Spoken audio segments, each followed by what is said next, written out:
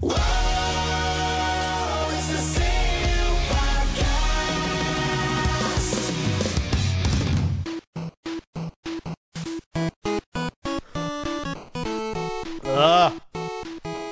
Castle Country is getting to me, Ian. Stressing me out. It really is. You've seen it right before this completely unnecessary podcast started.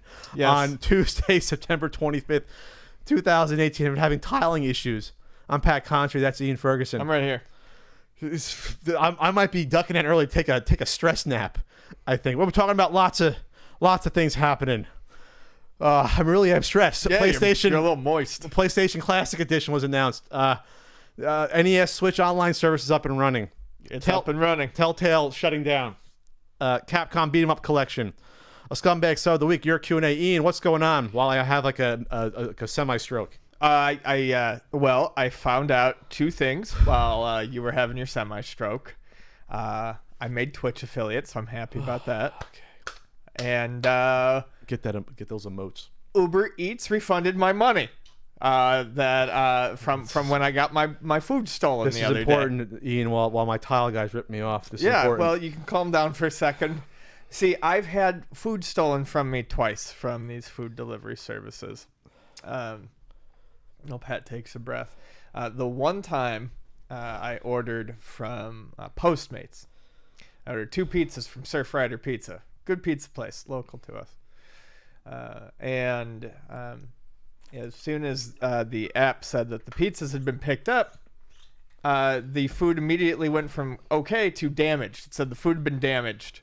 And that was it. That was the end of the order. So I called the pizza place and said, hey, it said the pizzas have been damaged. And they're like, oh, no, that's happened before. That person just ran off with your pizzas. And I was like, oh, okay, well, thank you. But Postmates was great and, gave me that money back right away. The other day, I admit I was slipping. I was at work. I was hungry. I only had about 30 minutes to get my food in there. It's like, all right, I'm going to get a cheeseburger from McDonald's. I was like, that's fine. I'm just going to do that. Ordered it on Uber Eats. Did you really? You know it's going to cost more to deliver it than to actually get the burger? Free delivery. Oh, okay, got a deal. I had to. They're not sponsoring us, by the way. Maybe they should. No, they're not. I had a free delivery. And so I ordered a burger and fries, and I'm waiting for it. I waited half an hour. All the selections you went with. Dude, I was feeling simple that day. And as soon as the food got picked up, it said it was delivered, and they disappeared. And unlike Postmates, it has taken them 3 days to get back to me. The Uber detectives are on the case. Ian. Yeah, boy.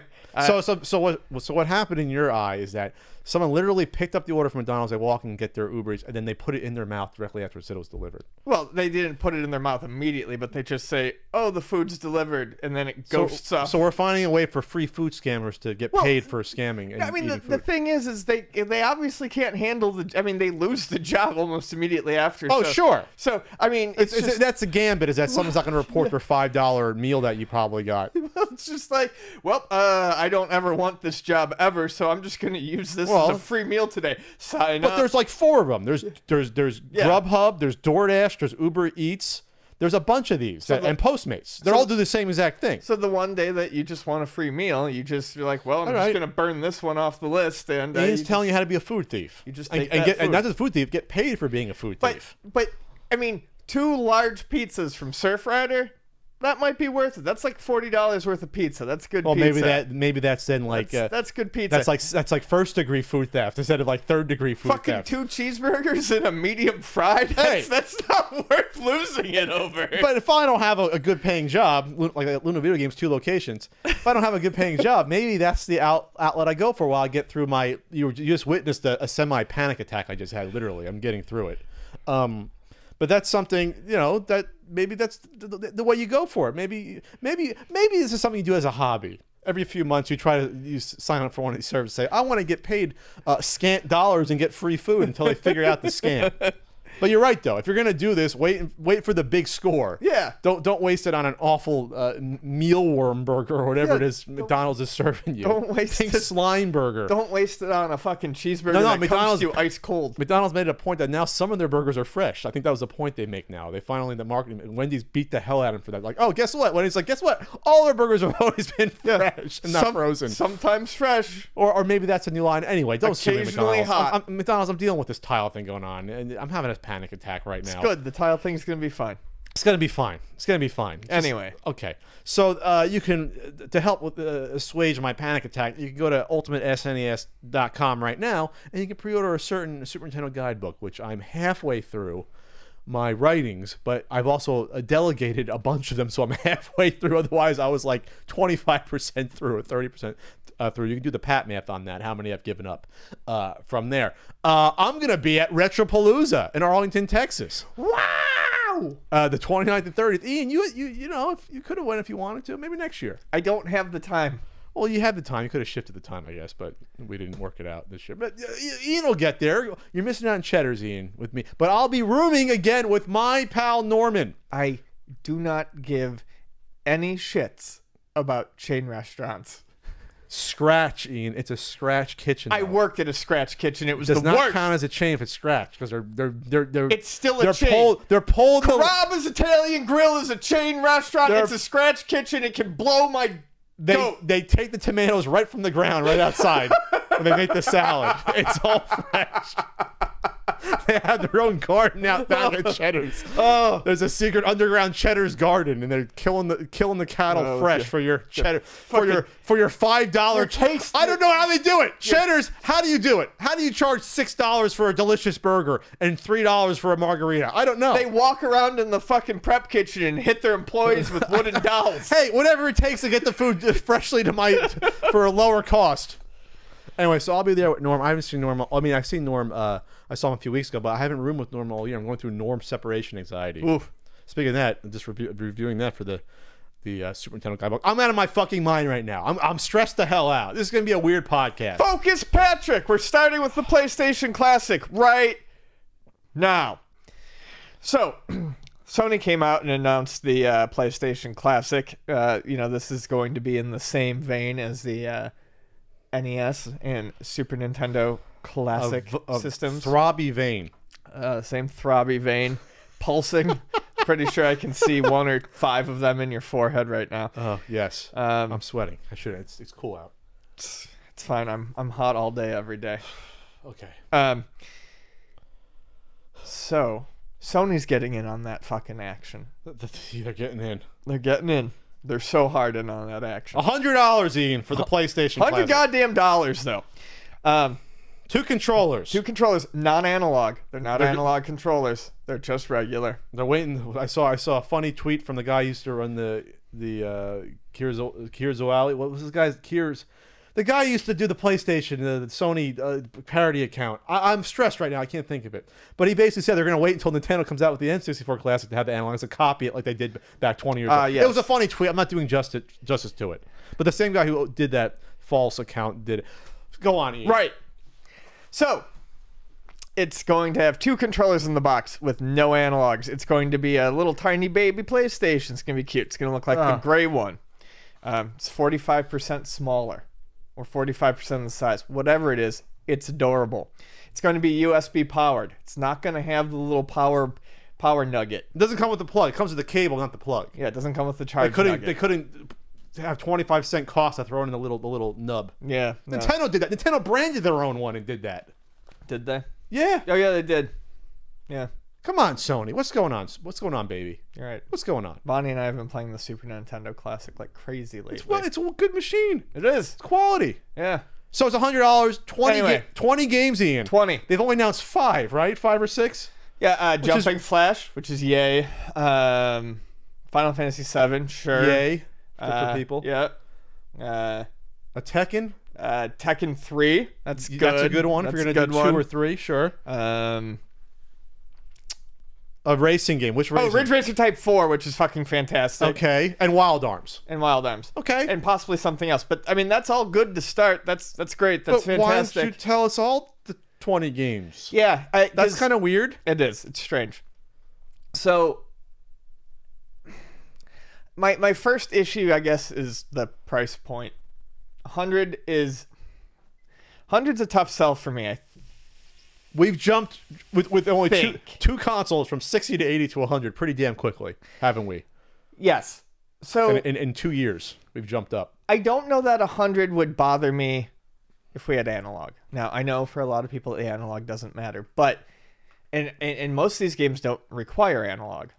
As a matter of fact, the only game that requires analog on the Sony PlayStation 1 is Ape Escape, which has not been announced for it, of course, obviously, and will not be announced for it. Which is a bummer, though, because it's a defining game on the system. Kaz Hirai, that was the guy's name, chairperson at Sony, sorry. Oh. So, that's a shame that game's already rolled out. Is Ridge Racer a better experience with an analog, though, or is it still a digital? No, I play that. I always played that. It wasn't analog at all. It was, but I always played it digital. Okay, Digital so was you better. are losing out a little bit from that. A racing game, you do want to have analog. Not necessarily with Ridge Racer. Okay. I think it's arguable. But games such as, like, for instance, if Metal Gear is announced, and Konami has been pretty happy with working with these plug-and-plays, that's one that certainly benefited from analog sticks. There are games that benefit from analog sticks on the PlayStation for sure. Then I would be closer to that. I'd be closer to happy with that price point. When we discussed the possibility of an N64 Mini or Classic, we talked about how it would probably have to be closer to 100 because of Possibly analog. because of the two controllers. Those are sturdy controllers with analogs. Right. And I felt like that's probably okay. But when you look at the fact that this doesn't have analog and you look at it starts to feel like a slightly less accessible package. The reason those Nintendo ones sell so well, and even the shittier Act Games ones, is because you don't have to think quite as hard about throwing $60 at something as you do 100 or even 80. When you look at the fact that the Super Nintendo Classic came with the two controllers with much nicer cords as well. And an actual USB wall plug. Yeah. Right. It doesn't seem like a cheap. It doesn't seem like the package is cheaping out. At $100, this one seems like it's cheaping out. Yeah, because it's only 20 games still. Right. So that's if you don't count the hardware at all, that's them valuing every single one of those value games at $5. If you want to go that route, but I think the hype beast machine would have been. They would have been at the time. It would have been to their benefit to say, here's all the games we have coming out for this, because yes, now if it comes too much, when is it supposed to come out? December, right? December 3rd. So for Christmas season gift, the hype machine would have happened now if they said, oh my God, you get Metal, like if there's no Metal Gear Solid on this, there's gonna be a ton of people say, I don't want this. I think you have to have Metal Gear Solid on this. Well, I think Metal Gear Solid would be a big one. I also think landing at least Resident Evil 1. Or one of them. 1, 2. Well, with 2 having the remake coming out this Christmas, I think having at least part 1 would be huge. So you need, okay, do you want to go through that now? What are some of the essentials you need to have on here? You have a Final Fantasy VII, you have to have it. It's like the biggest game that came out on the console. You have to have that. You have to have a Metal Gear Solid. You have a Ridge Racer. You have a Tekken. I think Symphony of the Night would be a pretty good shoe-in for the system. But maybe that's why the pricing goes up, because now we have Konami saying, well, we can kind of charge you almost whatever we want for you to get Metal Gear Solid, because everyone wants it. You know, it's kind of different than the NES Classic, where most of the most coveted games were first-party games. Yeah, but on the Super Nintendo Mini, I mean, some of the best games on there are Super Castlevania and Contra. So, and those are 2 Konami ones as well. Konami will license. The license to me and you right now. Yeah. For $1.50. So you're saying that shouldn't be part of it? Part of the cost. I don't think that's going to necessarily be part of the cost. Also, you shouldn't have to pay a premium price for when you're buying them in a bundle. Even Nintendo understood that. I mean, Nintendo loves to charge, try to charge like $50 or $5 per ROM, for NES stuff. But when the NES Classic came out, that was them doing $2 per game, essentially, and that was them realizing that they needed to stop valuing those things so high. Okay, so we both agree that you definitely need a Metal Gear Solid. I feel like Metal Gear Solid is a Let's go through some of the ones. We'll run down sort of like the best games, and you're a bigger PlayStation guy than me, but we'll go through these to see if these are ones that you would consider essentials. I feel like a Fallout or not, a Wipeout is essential. A Wipeout XL maybe. Do you think you need a Mega Man X on there? With the collection having just come out, I don't know. I feel like that's an easy one to get from Capcom though, so you could probably do a Mega Man X4. How about a Spyro? Spyro. I feel like a Spyro and a Crash would be almost shoo-ins. Both of them? Except for, I don't know what's going on with the recreations, but yes, I feel like a Crash and a Spyro would almost have to be on there. If you didn't have Ridge Racer, I'd say put Driver on there. That's an iconic game at the time. Let's see what else is on here. How about a Tenchu game? That was sort of like a pretty big title when it came out. Tenchu, sure, but I don't think From Software has done any sort of licensing. Those are the I'm people who do Dark Souls and Armored Core. But see, Tenchu and Armored Core were both like huge entry. Both Tenchu was huge when it first came out. How about Klonoa? Anything Namco did is possible, and Klonoa was a big one. Okay. So we're trying to get to 20 like essentials, like not just I like Suikoden. Suikoden probably won't make it. Jet Moto, I imagine we'll see on there. You think so? Yeah. Or is that sort of like a too early thing? I think we'll probably see some of those. How about a Tomb Raider? Yeah, maybe a Tomb Raider, a Jet Moto, Cool Borders, Oddworld, a Twisted Metal. Twisted Metal for sure. I think you have to have a Twisted Metal. A Twisted Metal 2. I would say borderline Oddworld. Oddworld was huge. Yep. Parappa. Legacy of Kain. Possibly a Legacy of Kain. I definitely think a Parappa the Rapper. I think you have to do the first one. Yeah, I think that was iconic. I'm thinking of like iconic PlayStation games, especially if you're going by the mode of pre-analog. You're talking about like the first 3 years of games, like or first 2 years before the analog came out, something like that. So, Parappa. I think the licensing would be difficult on this, but Tony Hawk's Pro Skater on PlayStation 1. All the music licensing, though. Yeah, that would be horribly difficult. You have Ridge Racer instead of Gran Turismo. I would say Gran Turismo. Well, you put a great. I mean, you probably can't waste space on two. Yeah, but you can't do two racing games like that. That would be. But I wouldn't be shocked they put a Gran Turismo on there. I wouldn't be. No, I wouldn't either. Parappa, I think, is almost a shooin. Silent Hill, or that, or Resident Evil. You got to pick one or the other, probably. They could do one. I would say you got to pick one or the other. Konami and Capcom have both been pretty easy to work with, at least when you look at Nintendo and Nintendo's plug and plays. They've both been easy, but I feel like one or the other we would get a Silent Hill or a Resident Evil. I feel like that's a shoo-in. I think you're going to get a Resident Evil for sure. You're going to get a Twisted Metal. I think borderline Gran Turismo, because that was huge, that game. I mean, not so much as anymore, but when that came out, it was like, holy shit, this is the best racing simulation we've ever seen. Maybe we'll get a Warhawk thrown in there just for the fuck of it, because it was a Sony first party release. It's like just throw it on there. Yeah, I'd love to see an Extreme Games. No one likes that game, but that. Which one? Extreme Games. I don't remember that. It was a launch for my title. my vast PlayStation. If they could get the licensing, like that original Spider-Man game was a big seller when that came out back in the day. Sure, I doubt it though. Yeah, they won't get it. Probably. Oh, then again, maybe. The PS4 one came out and is huge. Anyway, after going through all that, so there's the PlayStation Classic. But the one thing I wanted to really talk about was, so beyond the game list, the mature thing. A lot of people at first weren't certain if they would, but they would go mature. However, I believe the European PEGI rating was already at 18 or 16, which means that. Well, if you're doing a Resident Evil, I have to. Right? Well, they didn't announce anything yet. I'm just saying that initially people were afraid that they'd be limiting themselves by trying to go for teen only. But it does look like apparently in Europe that it has been granted their equivalent of a mature rating. So maybe they've revealed the list to them. Well, it's just been rated, and then what would really interest me here is apparently. There is what looks to be perhaps a port underneath something in the back of it.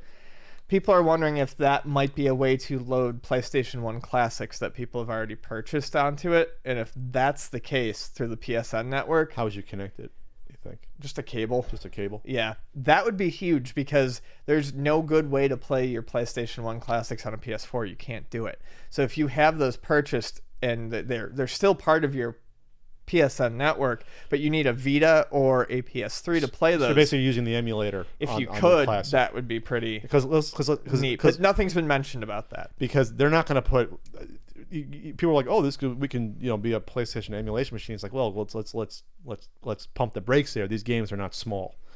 These are CD sized games. That's 700 megs each. These are not going to be huge gigabyte hard drives, like 50 gigabyte hard drives they're throwing on. They're probably using flash memory of, we'll just say, they're putting in 32 gigabyte cards into here and whatever, hot gluing them in or what have you. So you're not going to be able to add the whole PlayStation library onto here. Let's relax. Yeah. Unless someone finds a way to hack to add a USB thumb drive onto it, and then you got to go through that. Then it's not an all-in-one, but then you got to find all these ISOs. It's not the same thing as saying, oh, let's load up all the Super Nintendo games or any. It's just not the same. So, but the fact that it's an emulator, which is still exciting though. That, like you said, that potential. I didn't think about that. Yeah. Hook it up to your machine, so it's like a cute little interface that you can do. That would be special. That would be nice, especially because, like I said, would you be happy with the $100 price then if you could have a backwards way of playing the games? It depends. Loading the games on your PS4 disc, you're saying, and then it accesses the. Yeah, I mean, I'd have to see. Like I said, that would maybe make me more interested. That would be interesting, especially they have to be. Well, I'm guessing then the vast majority of those games wouldn't be available on the current PS4 store, or won't be. They won't care about losing those sales, right? I don't know. That's an interesting take, Ian. That's why I got you on the podcast. It's an interesting take there. I tweeted out and about the marketing message being so similar to the NES Classic, and it's not just because it's called PS Classic or PlayStation. That's not it. The fact that the same image, like with a white background, holding it in the hand, I understand there's only so many ways you can come across that this is a mini, but we're talking, it's almost like the same hand model they used. I feel like it is. The beats of the video were the same. Again, I don't know how many ways you can market a mini console, but I'm just shocked that it was that close. There's got to be a few different ways you can do it that aren't. So much so that Twitter picked my tweet as a part of their PlayStation Classic moment. They picked a couple of my tweets, and that was one of them. That was my serious one. Then my other one was talking about the eventual video game crash of 2019 when we have 50 different classic consoles. We'll get to that in a bit, though, later on, because I think that's coming more sooner than we're going to realize with all these classics. Yeah. It is. We already had the Genesis one pre-announced, even before this. An official Genesis classic, not, the At Games, bundle of the week that they put out. So I am borderline interested in this. Just because I wasn't a big PlayStation person. I go over and watch my friend play Final Fantasy VII, or we play Tekken 2. Tekken 2 was a great party game back in the late 90s. I did have Bleem, so I had Bleem just for like Driver and Tekken 3, and maybe one other game I bought back and then just to play on my computer. So I wasn't totally outside of them. And Fire Pro G. I did get that going on. Was that on Bleem? Yeah, I played that on Bleem. I still had Bleem when Fire Pro G came out, 2002? No, G was... Or 99? Was that early? 2000? G was 98 or 99. Was that early? Okay. Yeah. I did have it on Bleem. I was definitely still in high school. But anyway, so that's interesting. If it's compatible with the PlayStation 4, that would be an interesting sort of kick in the balls. And Nintendo would never, I don't think, do that, especially now they have our online service that we'll get to. But okay, that's it. I think, I ran down the list. I think we're probably right with like 80% of the ones we spoke about to get to 20. Yeah, and I think people will be satisfied with that at that point. What about how about we didn't talk about like something like Chrono Cross? Ooh, would that make it? You think? Or possible. No? I mean, or having two Square RPGs, would that make sense? I think there'll be a couple RPGs. I mean, the SNES Classic had 21 games. If you count Star Fox 2, yeah. Yeah, I mean, and there was like 4 RPGs on there, so that's true. I imagine we'll see. I think the big one will be if there's not a Tony Hawk on that, that's like the bases loaded of the system, right? That's sold a ton, and I think people will be disappointed if that's not on in some capacity, right? But then again, maybe those people have sort of moved on, sort of a different crowd. Maybe of people that played that versus some of the other games. I don't know. Yeah, it's hard to say. I don't know. We're in Southern California. You tell me what people are still interested in getting Tony Hawk, the original 1 or 2. On the system. They are. I mean, they're surprisingly harder to come by. Those people actually play those and like yeah. They're playing on the original rubber frickin' minis. All right, maybe they'll come out with the analog one later. So all right, there you go. Enjoy your $100 PlayStation Classic. I just think it's weird they haven't announced more titles by now. It's kind of weird. In the Nintendo Direct, as I come down from my panic attack, the Nintendo Direct happened right after the last podcast, about the next day or two. Yep. Which is why we should go weekly at some point, but it won't happen. Well, maybe if I had that editor, it'd be more possible.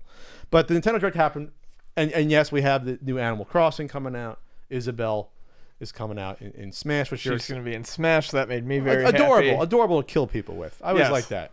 Almost as adorable as when they announced Pac-Man. So yeah, Pac-Man's going to rough some shit up on that. So that was kind of like the bigger highlights from that, and Luigi's Mansion 3. Yep, they Another announced one. a bunch of Final Fantasy stuff. Basically, every Final Fantasy at some point will be available on the Switch and everything.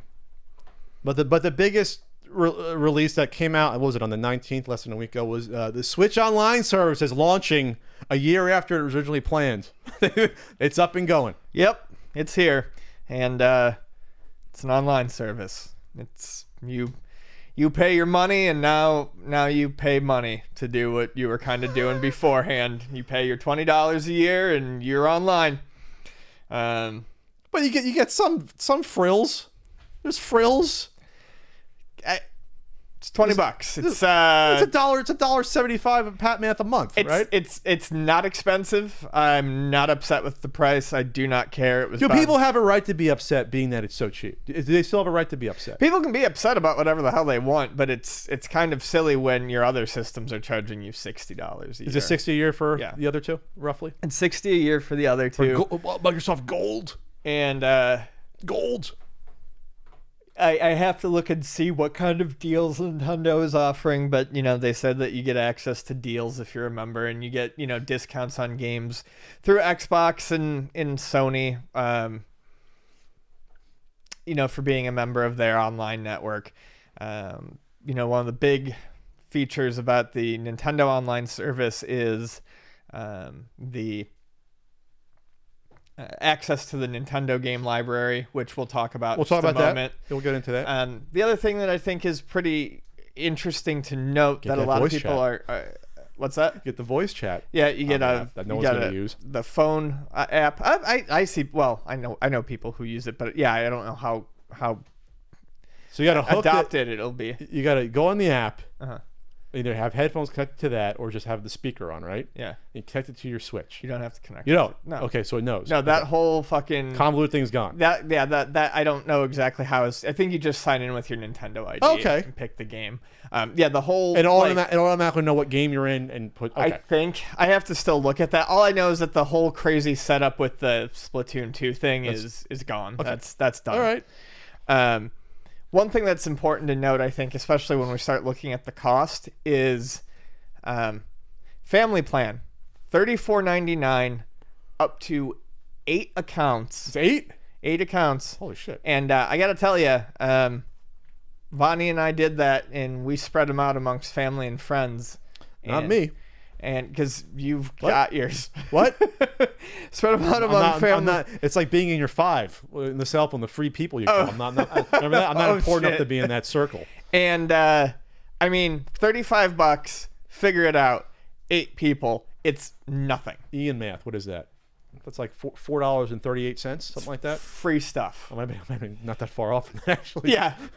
which equals out to cents a month if you split it up. It's nothing. It's nothing.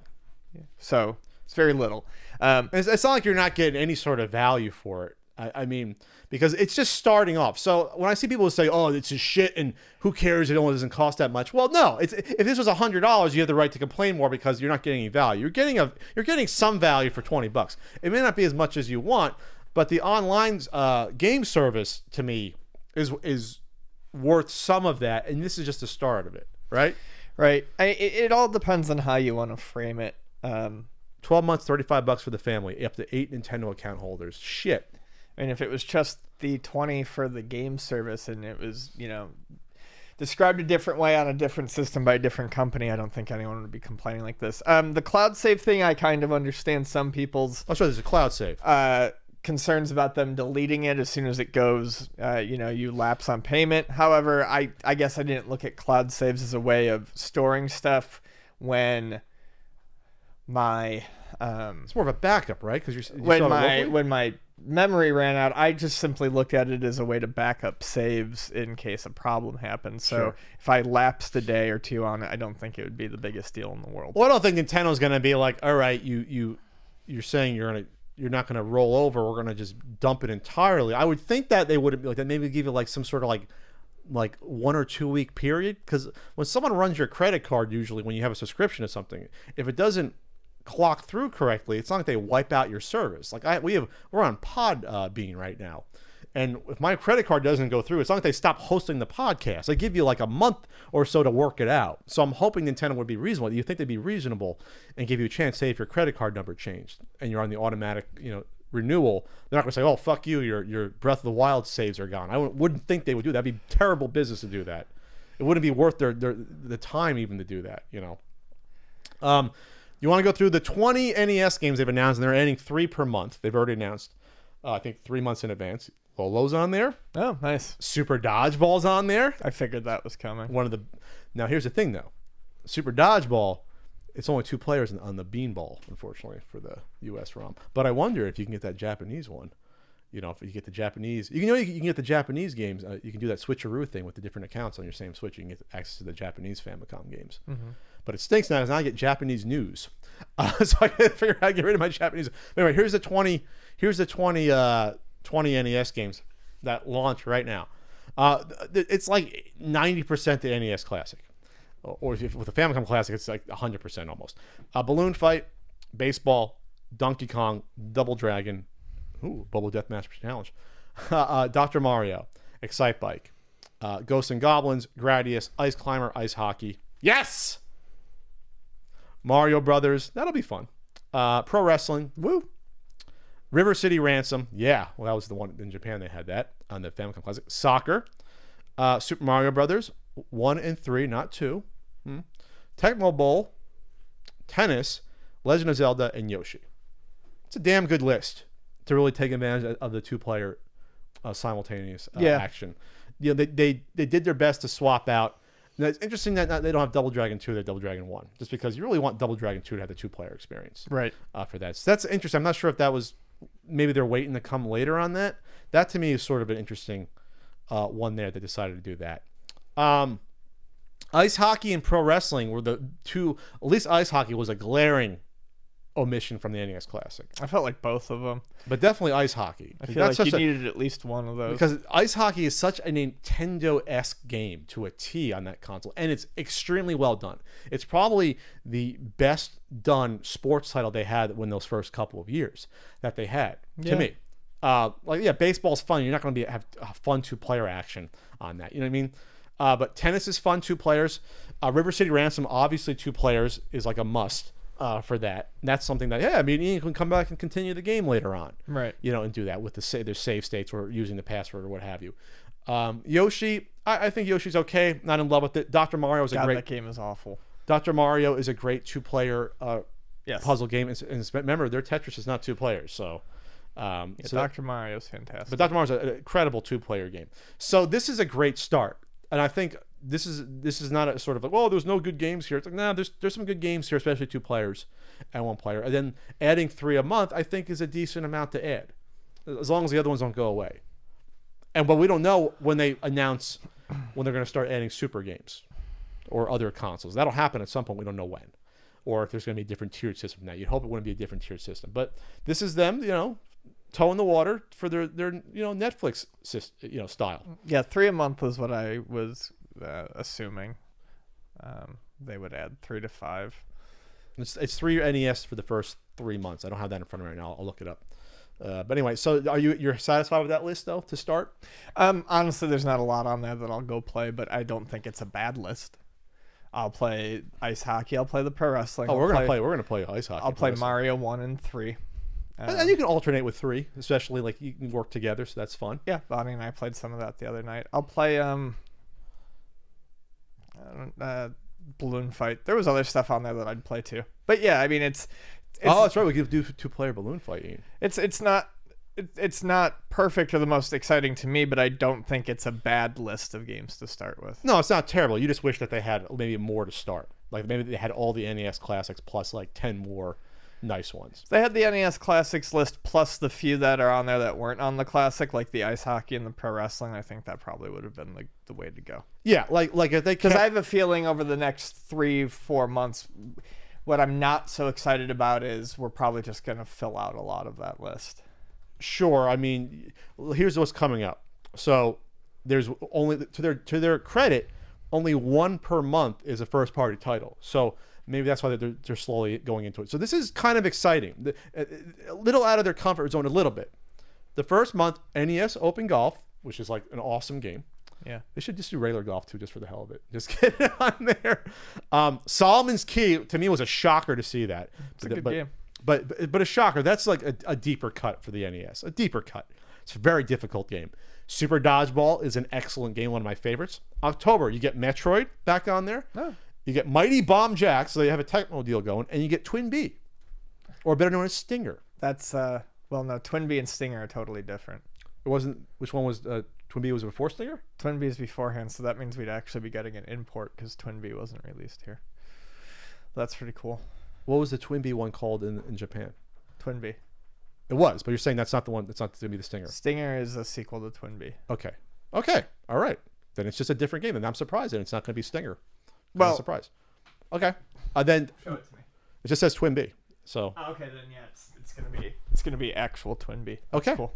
And then month 3, you get Wario's Woods, which is a decent. It's a decent puzzle game. Ninja Gaiden, yes, and Adventures of Lolo. Oh, that's cool. So they got some sort of Tecmo deal going on, which is great because the Tecmo library is fantastic. So you can add most of the Tecmo games and people would love it. If they got Tecmo Super Bowl on here, they wouldn't be able to get the licenses for the teams like with Tecmo, but that would be huge since Tecmo Super Bowl is still played to this very day. Tecmo Bowl is still fun, but Tecmo Super Bowl is what people actually consider competitive, esport. So the other thing we didn't talk about, we talked about 2 other things. Getting the online service allows you to purchase the NES or Famicom Joy-Cons. Yep. For $60 for a pair. They slide in the side, but you're using them as a regular NES controller. So they look like an NES controller, but they have the little slide-in little attachers on the front. Right. So, yeah, I'll buy them. Why not? I'll buy them just for a collectible or, The one thing, though, that I have to address, because I've tried, the Joy-Con sucks ass playing NES games. I'm not going to mince words. I tried playing Dr. Mario. That wasn't the best. It wasn't bad. Excite Bike, I couldn't do it well with that. And yes, you do have the joystick as well. The joystick worked kind of for ice hockey because it's like the NES Max, the best thing you can say for the Joy-Con. But it's not precise for some games. You would not be able to play Super Mario Brothers with that Joy-Con effectively. Bonnie was doing it. It was crazy. But to me, you won't be able to have that precise movement over time. But the Joy-Con, the problem with the Joy-Con D-pad is that being that there's no rocker on it, the buttons are just far apart enough that you have to move your thumb off of it to hit from going from up to down for sure or going left to right. You lose that 10th of a second. You have to think a little bit and to react. And even playing Excite Bike, which is more like staccato movement for the most part, it's not good. It's not a good experience. So you're going to have to get one of those 8-bit Duke controllers. The problem with the 8-bit Duke controllers... Or a Procon. Which I don't know why you haven't gotten one of those yet. Because I heard the D-pad wasn't the best on those. I've heard. Better. But the 8-bit Duke D-pads are fine. You have to get the Pro one because the Pro one has the triggers on the top. So I figured this out too late. When I got into the game and I paired up the regular 8-bit Duke controllers, I had the Super Nintendo one, which doesn't have the extra buttons on it. There's no way to get out of the game to go back because they're not programmed onto that to get back out of the menu. Right. So you have to go to another Joy-Con and reactivate it to get back out of the menu to go to your game selection because there's no home button even that would work. But if you get the 8-bit Do Pro one, it has all the buttons is totally compatible. So that's just as a heads up. You got to spend it's only $40 I think for the 8-bit Do Pro controller, and they have the Super Famicom one and Super NES one. Of course, you want the Super NES one because it has the concave buttons. So you can, your thumb gets a little rest on there that you like. But no, so I don't think $20 is a bad deal for this. There's going to be more added later. And yes, it is a bitch that for example, people that were playing Splatoon 2 So, oh, they're saying goodbye. We're not going to see each other again because they're going to go offline because you have to pay for it. It's $1.75 a month. You steal your parents' credit card if you're 10 years old. If you don't, no, you shouldn't do that. But steal it. So, anything else to add here? We're all switched out on this. Yes. Pat, Yes, Ian. we're proud to be partnering with Mack Weldon, a premium men's essentials line of garments, undergarments, t-shirts, socks, Tops, hoodies, bottoms, tops. accessories, swim trunks. Exactly. Mack Weldon, they believe in smart design, premium fabrics, and simple shopping. The website was easy to navigate, Ian. I was shopping, they let me try it out a bit. What do we pick out, Ian? What are you wearing right now? I am currently wearing the 18-hour boxer briefs. Yep, wearing them right now. It feels like my tush is being carried around by very gentle hands.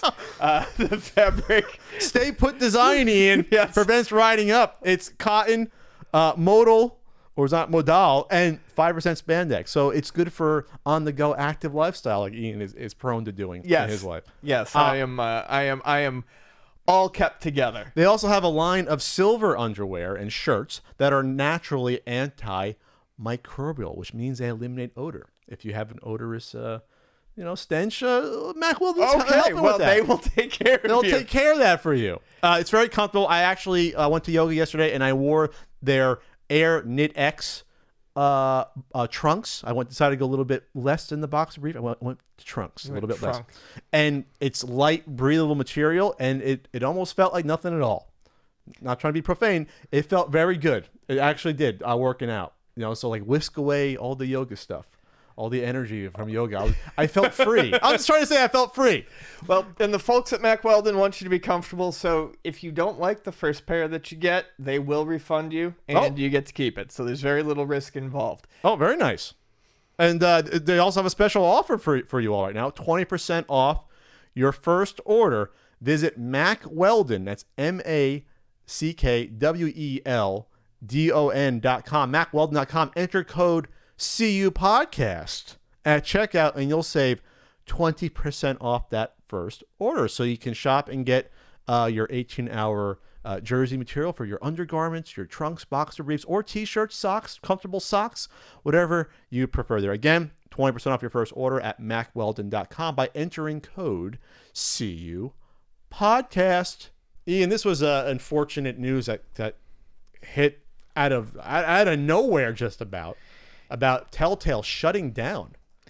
Yeah, I think we all knew that it was probably coming, especially when they had to lay off employees. I personally feel like writing had been on the wall for Telltale for a little while after the expose from earlier in the year. That's right. That Verge did, and they had to lay off employees, quite a few of them. I believe it was last year or earlier in the year. It sounded like it was a place that was being run horribly and was falling apart. And unfortunately, that has culminated in something like 225 people being laid off. Well, basically, the studio shutting down. But for immediately, it was like 250 or so. I read. 225 or 250. They were keeping a skeleton crew on for the remaining week or two. But this is already where it gets kind of weird. So, Telltale is closed. They're closing. They fired, laid off, let go of 225, 250 people. No severance. No severance whatsoever. They had 30 minutes to get everything and get out. And that's it. The studio's closing. They have one obligation they have to finish up, I believe, which is, I believe one of the articles states that it's one of the Minecraft story mode seasons. From what I have read, they may not even be finishing the remaining episodes for the last season of Walking Dead. Obviously, this is horrible news. Telltale, despite not having a great reputation as a company, has put out some high-quality story-driven games and has amassed a huge cult following, starting, I don't know what their first games were, but off the top of my head, starting all the way back in the mid-2000s, 2004, with sort of trying to basically bring back PC adventure games. They did games with the Monkey Island license, the Sam and Max license. What was it? Was LucasArts employees help found it? I believe so. They did a great run of Homestar Runner games, and then they did the Back to the Future. That's what they did do. Back to the Future. That was like Back to the Future. Got a huge amount of publicity at the time. So basically, what started pushing them into the less PC adventure style of game and into the more like interactive movie style was they released a Jurassic Park game that did pretty poorly critically, but it was obviously like one of the first ones where it was less on puzzle solving and more interacting and making choices. It's just a visual story, basically. It's sort of with a choose your own adventure aspect. And then it moved into, if I remember correctly, that's when it went to Back to the Future, and they did a few other ones, and then they hit big with Walking Dead Season 1, which was critically acclaimed, won all sorts of awards. But that's totally just a visual novel sort of. Well, there's branching paths and stuff. But yeah, like but that. you're just saying make a choice, basically. Well, there are like game events and things you can do that change it. So there's more to it, but yes, it's a lot more focused on essentially a choose your own adventure than let the person PC die adventure. or save them or yes. Yeah. So and that's what they became, and their games were known. Granted, depending on who was writing for them at the time, and teams changed, but their games became known for having a great narrative focus. They also did, they went on to do Borderlands and The Wolf Among Us, which was based on the Fables comics, and that one was highly rated. So they had many fans, and what appears to have happened was a classic case of something almost over expanding. They got big and they took on tons of projects. I couldn't possibly name, I'm sure if I tried to name every Telltale game franchise they did, I'd forget, because there was a while there where it just seemed like everything was getting one. Game of Thrones got one. Guardians of the Galaxy got one. Batman got one. The Minecraft story mode is still one that I wonder how the hell that There's happened. a Minecraft game where you can make your own choices as you go. It's just a story about Minecraft, but in the Minecraft style. So they did tons. Unfortunately, Licenses cost a lot of money. Unfortunately, Telltale was one of those places where, it was, they had the attitude where it was a privilege for you to work there. They did not treat the employees well. Lots of stories about crunch, which is apparent, or which is a problem in, most video game studios. But also, making developing things to spec and having developers being told that they need to change it, deadlines being met and then immediately jumping right into another deadline, and essentially it not being a particularly well-run company. So the Verge article early in the year, I don't know if we talked about it. We did toxic management was just not a fun place to work. People were leaving because it was not a good place to work. Because we talked about the two people who were responsible for the award-winning season 1 of Walking Dead leaving, and I can't remember where they went, but they started their own company. Okay. We did talk about it. Okay. That was always a full topic or not, but we brought it up. So The Walking Dead helped the company blow up, and people are selfishly wondering whether or not they're going to finish it. And I think Telltale's come out tone deaf, saying, "Oh, don't worry, we're going to try and finish this game." People are like, what's going to happen to these employees? Yeah, and it's not just the fact that, to me, you talk about a severance issue and what that means, but not giving your employees any sort of heads up is disgusting. Yeah, because when you're the CEO, CFO, when you're on the board or an officer, this shit's coming. It's not like all of a sudden you wake up on a Monday. You're like, oh fuck, we can't do this. We don't have any money left. We're closing. This months in advance. You see the pipeline of your finances coming in, going out. This isn't a total shock.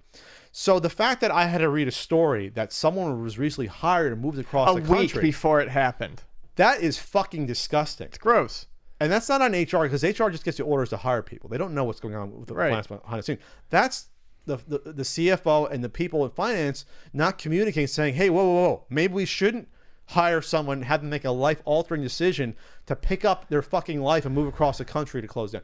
That sounds like the most horrible thing that could happen to someone. Yeah, that's miserable. So to me, that just means that either parts of management aren't talking to each other, or people weren't paying attention at all, or the one or two people that knew about this were keeping everyone else in the dark. And maybe that's what's really going on. I mean, the story's going to come out that this was probably a shit show behind it. It has to be. Yeah. How do you go from a largely successful company and within a few years you run into the ground and you lay everyone off in one day?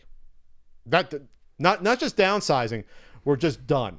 We find no way to remain profitable. Yeah, on games that have sold a decent amount. It's not like these aren't selling, right? It They're wasn't still selling. It wasn't even a year ago where they laid off 90 employees. I mean, they said that they're not selling well enough, and that's why. But apparently, they've been selling it. And it's like, well, maybe don't feel like you need to fucking pump a season out for everything. You know, I mean, and that's, I think, if we didn't talk about it, I certainly read up on it because we were going to talk about it, but I swear we did. When we talked about it prior, that was something that had come up. There was already people who were concerned that they were pushing the company to the limit, basically running it like they're to the point where it looking was at quantity over quality. Yeah, that it was going to overheat, and you know, it doesn't look like they actually stopped any of that. Sounds like the culture of the company changed after The Walking Dead. It said in this version article. Yep. Former employees described Telltale in its early days as a small, tight-knit group with a strong sense of camaraderie. Probably like the early days of like Sierra. Everyone knew each other. New hires trickled in slowly. Upper management had been less involved in the day-to-day, and developers were given more freedom to do their jobs as they saw best. But the success of The Walking Dead spurred the company to expand rapidly, which is always dangerous, in order to suit both its growing ambitions and keep investors happy. And there you go. There you have it. It became a company that many long-standing employees no longer recognize. We went from a small and scrappy team to kind of a giant studio full of 300-plus people, says former Telltale programmer designer Andrew Langley, who worked from 2008 to 2015. You walk around the office, you don't really recognize anybody anymore. So that's what happens. They see a success from one game. Well, imagining the success from The Walking Dead, but now you multiply that success to, I don't know, 10 other games a year. Yeah. That sounds good in theory, but it's not. It's so difficult to scale. And when you scale, you lose a lot. You lose what the culture was, and you have to add more layers when you scale. And all of a sudden, like you said, then the whole culture came. And now, all right, you pumped out maybe one game a year where it was crunch time. Now it's 20. Right. Throughout the company. Now people are like, what the fuck's going on? And then what happens probably is, I can only guess, the audience might have burnt out from having too many of these. So now you're having less people buy each individual one. I'm just guessing. Well, that's what happened to me. I actually enjoyed that style of game, but I only needed it once in a blue moon with certain licenses I liked. And when I tried to start keeping up on them, like, actually, I almost hit burnout when Walking Dead hit, but then I tried to keep up with a few more of them, and then I was like... Too many. And then I was like, I don't want to play any of them. And I just walked away. So they burnt out their audience. There's a reason why there wasn't many of these type of games being made left, especially point-and-click adventures, because the audience is just... There was no audience, but the audience was gone. Well, that's what happened the first time around with point-and-click games. Yeah. And there are plenty of companies out there, well, not plenty, but there are companies out there, again, now that do make them. They make them well, and they're worth buying and playing. And it's because they're not being oversaturated. Problem is Telltale brought them back. They did it okay. Then they kind of went into this... I mean, it's not like this type of game is novel or new, but there's very much a Telltale template, and then so they kind of watered down that gameplay type, and then they oversaturated the market with it. So it is really sort of that point and click thing again, only with a gameplay type that is simpler to get through, requires less fault, but has almost as little replayability as a point-and-click adventure game. Because the choices you make in Telltale games, some of them can have drastic effects, but they don't... There's not as much difference as they want you to believe. It's almost like a choose your own adventure, where it's like that one great ending, a couple of decent endings, and a lot of bad ones. You get a lot of scene-specific difference, which is cool, but your overall story is going to be roughly the same. That's not good. It's also not the good we live in the culture now with YouTube and Twitch, where... To be honest, if you want to follow along, you don't have to buy some of these. Because what are you really losing? If it's really just a visual story you're buying, what are you really losing if you're letting someone else play it and you just watch? You're still getting the same twists and turns of the story, the same character arcs. You know, you might have said, well, okay, I disagree with that decision, but I'm sure there's YouTube Let's Plays with almost every iteration of some of the, you know what I mean? Like, oh, here's this pass through 1, pass through 2. So to the detriment of that genre, if it's a visual story, I don't have to play it as much as I have to play even a point and click adventure. Right. You're not affecting it as much. You don't have to do as much thinking. You're just really saying, okay, should I make this decision in this case versus I'm trying to think of like how much. I mean, obviously, you're playing like a Space Quest or a King's Quest. Yes, there's one good ending you're achieving, but there's a lot of thought process and trial and error that goes into getting that. Versus what you're telling me with this is that you're just making these decisions, but the story's roughly the same no matter what. Right. So all these different ingredients combine to a bad situation, but it just sounds like the worst fucking management I've ever heard of. How do you have a second life of these employees coming from LucasArts, which shuts down? You come to this new company, you know, you give it another go, and then you fail again after some time. Too many cooks in the kitchen, I guess. The investors got too greedy, and they got too greedy. They were happy to make money at first, and then you grow and say, oh, well, let's just see. Well, the profit for one game is this. Well, the profit from 10 games will be that times that amount. That's not how business works. Nothing is ever that easily scalable when it comes to these, especially when it's something as fragile as a game genre that most people aren't interested in anymore. Right. So there you go. Anything else to add? It's just depressing. And I just don't. And the fact that you're altering all these people's lives and not giving them a heads up is really just disgusting. It's disgusting. I don't want to see any tweets from a company after they had to lay off a few hundred people saying, "Whoa, don't worry, that new Walking Dead game might come out still." And to the people that are more gamers can be very selfish. We know that, and people in general. But for the people that are honestly more concerned about finishing up a season of their fucking game, whether it's Wolf Among Us or Walking Dead, go fuck yourselves. Yeah. Who cares? Right. I mean, if you really want to get down to the nitty gritty, maybe someone else will take over that game in a year or two from now. They'll pick up the pieces. Someone else will continue doing it. But for right now, who fucking cares about you? Also, why do you want them to finish it when it's not being made by the people who made it what you want? These people aren't machines. You can't replace the people who made it what it was. Anyways, I hope they unionize. All right. In general, or at least this company sounds like awful. In general, I feel like at some point we need something like that to make sure that this sort of shit doesn't happen. I mean, no warning, no severance. Some of these people are fucked. Oh, and all the health benefits end in 9 days. 9 days? They're not even going to be able to get Cobra, huh? That sucks. 9 days. God. All right, what else is going on? Hopefully something a little more uplifting than that. Ian, the Capcom Beat 'em Up collection. Have you tried that? Speaking of Nintendo Switch Online, I have actually. So I've got positives and negatives. I would say. So the Capcom Beat 'em Up collection has 7 Capcom Beat 'em Ups in it, and you would think, oh, that must be all the Beat 'em Ups that Capcom ever did. And it's like, no, it's not, because I mean, we're missing some key contenders in there.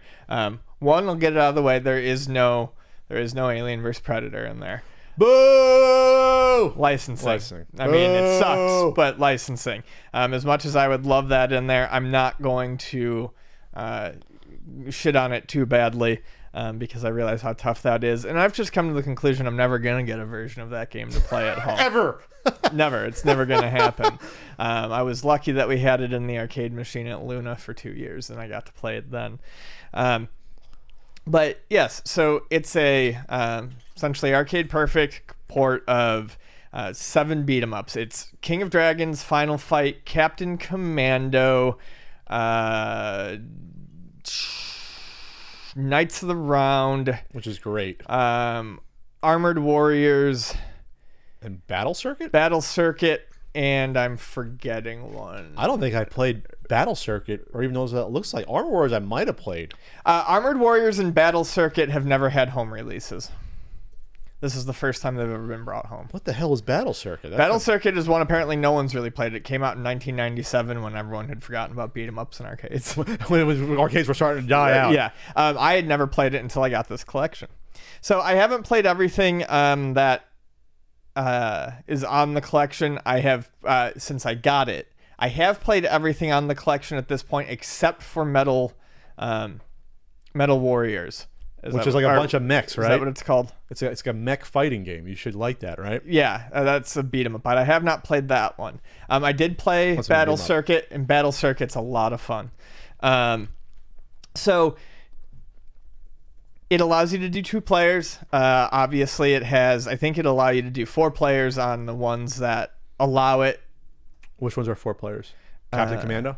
Yes, and I think Battle Circuit might be too. I remember I didn't Captain play- Commando is. I don't remember playing a lot of Captain Commando. I remember I liked it because it's like pizza, right? Even the worst Capcom beat 'em up is fun on some level, right? Captain Commando is The one with the baby, right? Captain. The Yeah, baby in the mech. yeah, Captain robot. Baby. Yeah, it's fun. It's goofy. Captain Commando is fun. It's very, very much Final Fight with added mechs that you can jump into, but it's fun. Final Fight is still it's Still fun. the benchmark. Final Fight is excellent. It's funny. I was excellent. playing it the other night. We gotta play I think the 4th time since fourth time Let's do through it. since I've- Haggard guy. Let's fucking do it in like 8 credits. Let's do it. We can do it. I love that game. I'm 36 years old, and every time I've played it recently, I'm like, this. At 36 years old, I think Final Fight is on a rocket into my top 10, and I'm gonna have to shuffle something out this Top late in 10 my ever? life. Yeah, Game? just top 10 ever. I fucking love Final Fight. It's so goddamn good. It's revolution. It's so good. It's because it's the perfect amount of difficulty. It's fucking hard. It's hard, but One it's player not. is- It's but not. It's but, not. But if you're good at it, you It's can. not disastrously hard. No. For as good as Final Fight is, that's how bad Double Dragon is. Yes. Eat my ass. It came out like 5 years before. Final But Fight. the other games that 4 are in years. this are fantastic as well. Captain 3 Commando years. is lots of fun. Knights of the Round is Night Run is really fun. There's an RPG sort of system. yeah. in it, I There's think. like little RPG elements in it. Battle Circuit has Armor Warriors looks fun. I'm looking at a YouTube video. You're gonna love this. It's just mech action with little soldiers too. It looks incredible. yeah. I'm sure. How I'll did this love not that come one. out here? That looks incredible. Might have, like I said, just never. Look at got- this thing. It's just nev- tons of mechs fucking each other up. Look at that. It's never had a home conversion anywhere. And then Battle Circuit has like in between levels you can like upgrade. You can upgrade the characters and get them new moves and stuff like that. So they're a lot of fun. No, so far. Capcom. I mean, talk about Konami had the good brawlers as well, but Capcom is just the benchmark when it comes to this stuff. Yeah. they just figured it out. And yeah, they all use the same engines, and they even had like the Punisher one, right? Yeah. Which again, that was a good a one licensing too. But the issue. licensing, you're not going to see it, unfortunately. So the thing I love about the Capcom beat 'em ups, and it's especially noticeable in some of the earlier ones like Captain Commando and Final Fight, is there's a real living, breathing sense of, I don't know, a location or a city. When you play Final Fight, you literally feel like you walked out of the mayor's office and then just fucking walked the whole city Yeah. to get to where you're going. Like, no cab, I'm just walking. I mean, you're walking, the dudes are hanging out. You Yeah. walk from one building into the next. You take the subway, you get out of the subway. You're just, I mean, you feel the progress. There's That's some life Yeah, to that it. sort of happened in Renegade a little bit. But, Yeah. but you see it happening more Yeah. statically. Yeah. You get the idea that the city is actually overrun by the gang. There's a lot of life in those early Capcom. I still beat-em-ups. maintain that Final Fight, the slight when you punch someone, you can feel the drawback a little bit. Yeah. That effect Yep. was done so well back then. They like perfected that. I don't know how. And oh god, I want to play right now. Screw the podcast. Let's just play Final Fight. Unfortunately, What is it? $20 only for this collection? What is it? $20. Oh yeah, I'm buying it. Unfortunately, the online has not been great on the Switch. Come on, Capcom. The one game I played, the one time online I played was very laggy. The person I was playing with was an asshole who at first did not seem aware of the fact that there's friendly damage in Final Fight. And then tried to do eye for an eye, tooth for a tooth every time I would accidentally. Really? Yeah, they would beat the shit out of me, and I'd just walk away and be like, "It's fine." But if you hit them and then once, if I hit them, they would come after me, and then could you just boot them from the game? Could you just do that? and then Relento got stuck up in a corner, and I couldn't beat Relento, so the game, so they left. Which one was Rolento?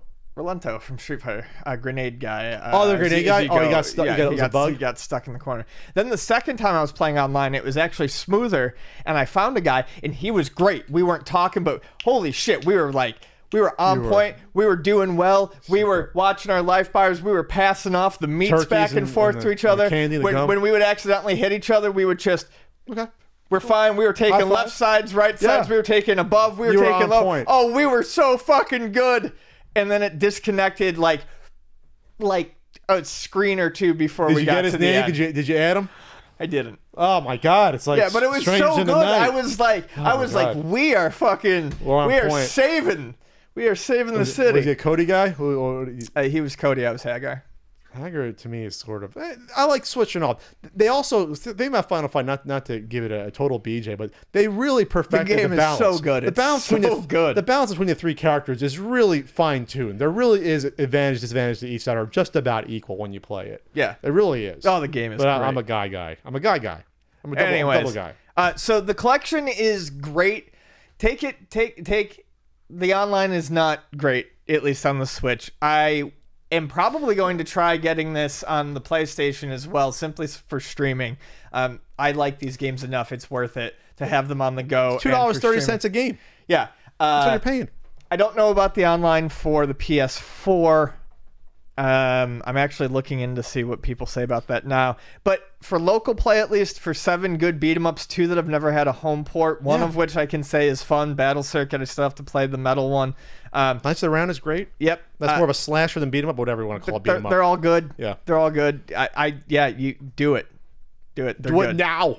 Is there anything? Are you disappointed there's not something else that on there besides the ones that the licensing? Like, no. I'm looking at their list right now. Mostly the license. I mean, who gives a shit about Cadillacs and dinosaurs? I like Cadillacs and dinosaurs. I don't. And Alien vs Predators. We couldn't get Avengers. Obviously, the Dungeons and Dragons. But that's not the Avengers. That's another Avengers. There was an Avengers I didn't know about. A generic Avengers game. The Dungeons and Dragons stuff. That usually doesn't get talked about that much. The Dungeons and Dragons stuff.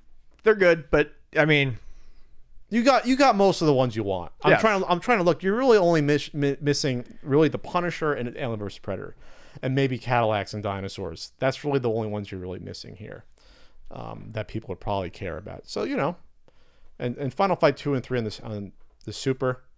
I guess I could have thrown those on there if they really wanted to, but those aren't really. I don't think as good as the original, at least for the themes. Yeah. Plus, I want guys. I don't want some ninjas. Ian, if you want to get into investing, there's an app called Robinhood that makes it simple and easy.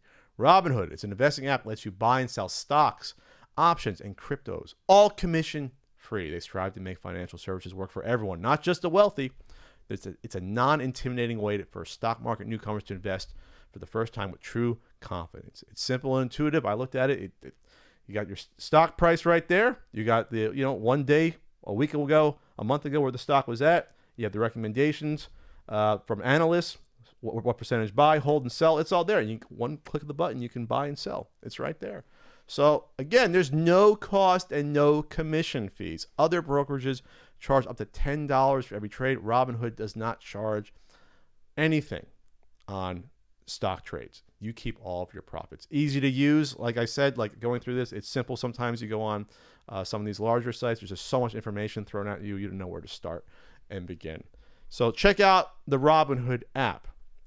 And right now, there's a bonus. You can sign up at cupodcast.robinhood.com, and they're giving our listeners a free stock like Apple, Ford, or Sprint to help build your portfolio. A free stock, Ian. Oh boy! Have you ever owned a stock? I have not. You can get a free stock. I can get my own today. You can get your own today. Just sign up at cupodcast.robinhood.com and get trading today. All right, what else is going on, Ian?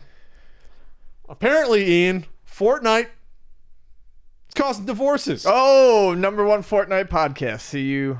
Battle Royale podcast. Battle Royale podcast. We don't discriminate. We love all Battle Royale games. I'm going to go home and sit in my gaming chair and play Battle Royale. I'm going to play Public Battlegrounds. What? G. G. Public Battlegrounds G. The old G. The old Public Battlegrounds G. The AV Club's reporting that the UK divorce What does PUBG stand for now? Hold on. I say Public Battlegrounds G. unknown, Player unknown. player known, not Battlegrounds. Yes. Player unknown's Battlegrounds. Yes. Public Battlegrounds G. It's, I think that's Like the game. Yeah, Public Battlegrounds G.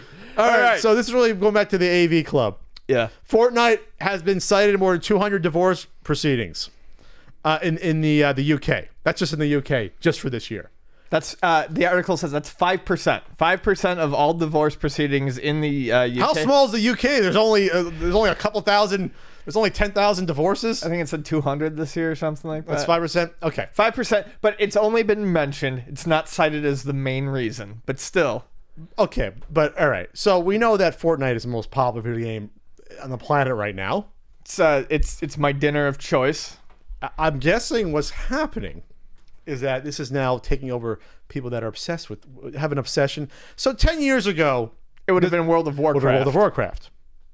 Maybe 5 years ago, maybe Minecraft, even though it's more of a kid thing, but people got obsessed with that too for a while. So it's like every 5 years, something like this happens where it becomes a phenomenon. It pushes things off so much so that it can ruin your marriage. So I'll just say that I had a family member, might have been my sister. She probably won't hear this. That her first husband played a lot of World of Warcraft, a lot. They ended up getting divorced. Not saying it was because of that, but they got divorced. Like I say, that's public information. You can look that up. But what I remember about that, I'm not saying this is the same sort of thing, but at least for World of Warcraft, it pulled you in because you had your clans, you had your Tuesday night raids or whatever the hell you did back then. So you're obligated to play it certain times, which can make it rough if you actually want, I don't know, spend time with your loved one or relax on the couch or go out to eat or actually have a date night. Instead, you're a fucking loser playing with your fucking ogre and not treat my sister correctly. But anyway, that aside. With Fortnite, though, you can just play whenever you want, though. Is there a call for certain times of the week that you have to play it? Probably not. I mean, unless you're playing with squads or groups or something like that. I thought you were gonna make an awesome point with that, but you're just sneezing on my TurboGrafx games. All right, watch out for the magical chase, Ian, in my Order of the Griffin. It's right in my goddamn elbow. Anyway, so I guess there's less of an excuse saying because you're not called to play like every Wednesday night or whatever, unless you say you're part of like some sort of group play.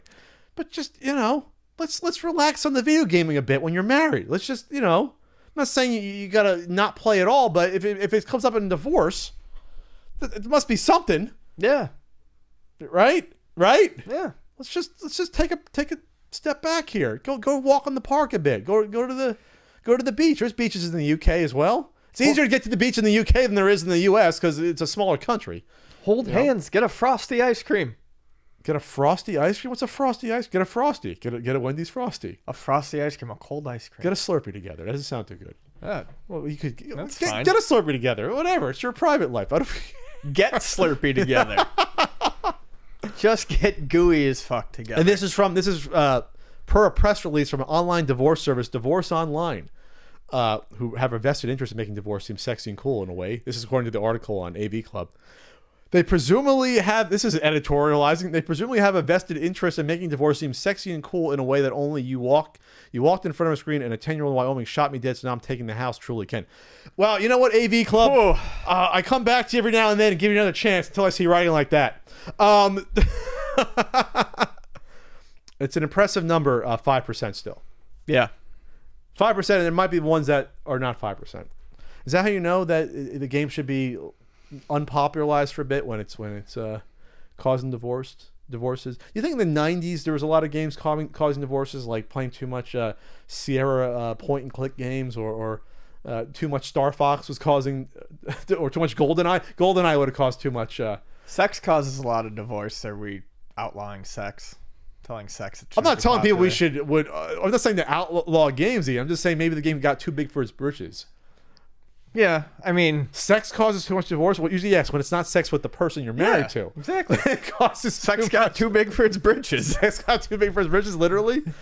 Yes. Got too big for its Mac Weldons. It got too big for its Mac Weldons. With that 5% spandex, which you might need if it gets too big for britches. It's undergarments. All right. Anything else going on here? Nah. No? Okay. Nah. Just talk to your spouse or love them about your video game. It's all about communication relationships.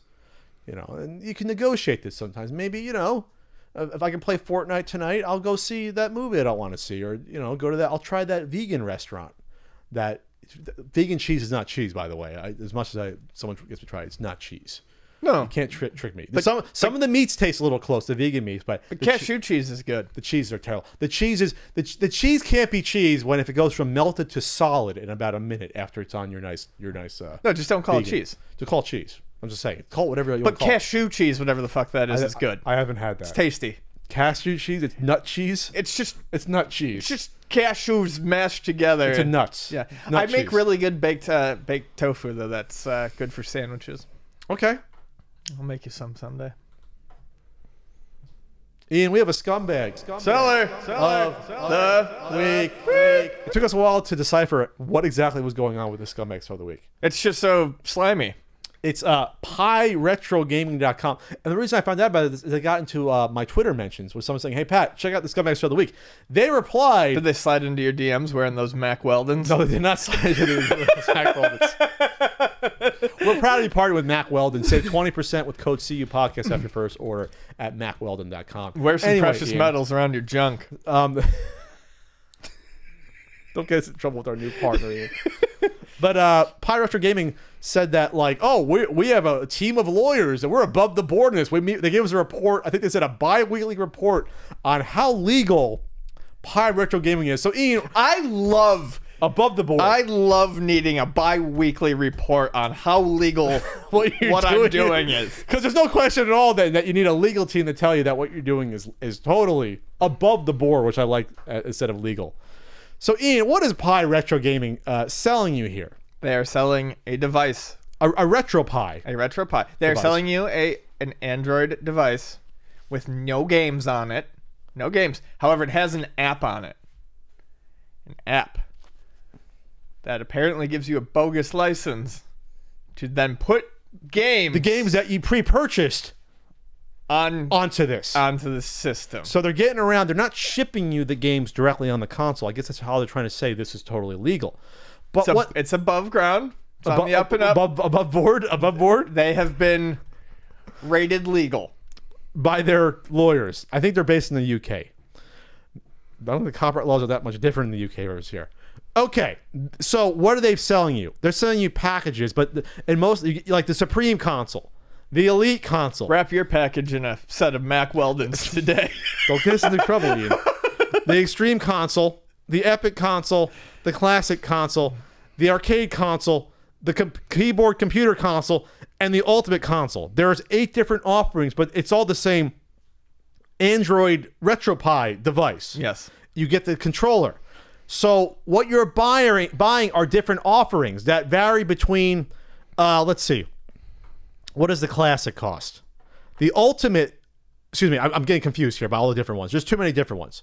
But you're spending different amount of money on these based upon how many games you get the license to, in huge fucking air quotes bigger than Castle Country, that you're getting licensed to then transfer to your console from the app they're giving you to do the transfer.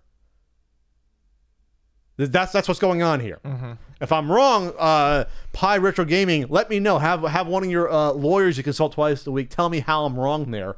But that's what looks like is going on. So, for example, the Classic Retro console comes with, not you can get later, but it says comes with over 9,000 games as listed for Atari 2600 and your beloved 5200, Game & Watch, Game Boy, GBA, Master System. They, instead of NES, NE.System to throw off Nintendo's lawyers, I guess. NE.S capital System, which is just weird. Yes. SNE.System, not Super Nintendo, but it's Super Nintendo. Wonder Swan, Mega Drive, Master System, Intelligent, and so forth. But then you go up in price and value, and you can get like the Epic console. So then the Epic console has more games. The Epic console has 24,000 games. Comes with. As well as wireless controllers and your keyboard and mouse. And that includes like Apple II. And then you get the Atari ST on top of everything else. And you get the Game Boy Color and everything. And PlayStation. And then you go up again and you get like the Superior and the Elite. And the Superior has, like, I guess, everything. This sounds suspect. It does sound suspect, Ian. Because in the past, at least, you can say that the company selling these would just say, we'll just put on the 10,000 fucking games and here you go. For one price, you all get the same games out the door for whatever, 50, 60 bucks, 70 bucks. They here are selling you a license to between whatever $9,000 and $35,000 games with a tiered pricing system, but they don't have the rights to do that. Right. So you can say it's somehow even scummier than people selling games directly to you. They're selling you a false license and doing a tiered pricing system based upon that. Mm-hmm. And then saying, well, the legal liability is off of us because we're not shipping it with you, even though we're telling you it comes with the games. We're giving you this weird license to go on the app to make the transfer to your hardware that we're selling you. I will sell you the phone number to my drug dealer. Is that what's allegedly giving you a false license to these games, unless they have the license to all 35,000 games. But something tells me they don't have the license to resell 35,000 games. Something just tells me that Capcom, is putting out their beat 'em up collection. Oh no, by the way, they're letting Pi Retro Gaming also do the same thing. Yeah. In their arcade package. Doubtful. In their arcade console package. It's really strange, Ian. It's really fucking strange. That's very strange. My friend. And they start, Ian, at a very low cost. Oh no, they're expensive. They're not cheap at all to get these. Let me guess. 75 pounds. Oh no, they're 100 pounds. No. Oh no, 125 pounds. They go a little. 150 pounds. You're getting closer to where they start. Oh no, 179 pounds. Now you're getting to where they basically start at, like where they start at, but then they go up from there. The Superior Retro console, which is not even the top tier one, that's like third or fourth from the top, 215 pounds. My goodness gracious. And what's the pat math on that? We'll just ask Siri. Hey Siri, what's 215 pounds worth? What would you like me to convert 215 pounds to? Dollars. $283.37. What a deal! $283 for probably a $40 RetroPie console, your $20 wireless controller, your $20 combo wireless mouse and keyboard. They are that cheap. I looked these things up, $25, and you get a hard drive there. The hard drive that's probably worth about $75, $80 for a terabyte hard drive, maybe less than that. So there's an upcharge going on here, a huge upcharge to give you the licenses to these games that they don't have the right to do. But that's not but that's not the most expensive one. But more. Let's go to the Extreme and Epic consoles. Oh, jeez. Because once you get to superlatives, you start. In my brain becomes mush because I don't know if Epic or Extreme is better. So the Extreme Retro console, the Extreme Retro is $185. That's the more reasonable one. The Epic one is not as epic. The Epic one's actually the cheapest one, so that's $160. Oh, okay. Just to let you know. So if you want to start at $160, I don't know where my hyperbole is. okay, convert 160 pounds to Cheeseburgers. dollars. You screwed up Siri. Sorry. 160 pounds to dollars. $210.88. I've seen these type of things for sale before. When they get to even $100, I think they're in trouble in order to sell these. But we're talking over $200. That's a lot of money for these. But Ian, you like handhelds? They also offer. Maybe that'll be reasonable. They offered a handheld for 220 pounds. That is just about the mold of the 3DS, by the way, of the 3DS XL. It looks like. Did you see the picture of it? No. Did you see that picture? Sweet. 5-inch touchscreen, 2 analog joysticks, a D-pad, and 10 gaming buttons. 220 pounds. Oof. But the new app launching gives you 50,000 games. We are going nuts on price. Nuts on price. Holy shit. It also features Vulkan instant support for even greater supports. I don't know. They actually found the planet Vulcan last week, by the way. Did they really? They found the planet going around the same star that Vulcan went around in Star Trek. Not making that up, by the way. So Vulcans exist, apparently. So that includes 50,000 retro games, Super Nintendo, NES, Mega Drive, PS1, Dreamcast, MAME. So there you go, Ian. So above the board, check out Pi Retro Gaming if you think it's above the board. So anything else to add here, Ian? I don't know. Rated legal as of yesterday. Legal. I'm literally getting confused over the messaging of Elite versus Superior versus Extreme versus Epic versus Ultimate. I don't know the fucking difference anymore when I'm looking at this stuff. It's probably the most confusing. Easily view which systems are on each console by this graph with check marks that I can't tell when looking at it because it falls apart when I look at it. I can't tell. I can't fucking tell. All right, that's it. We're running out of steam on this scumbag sale over the week.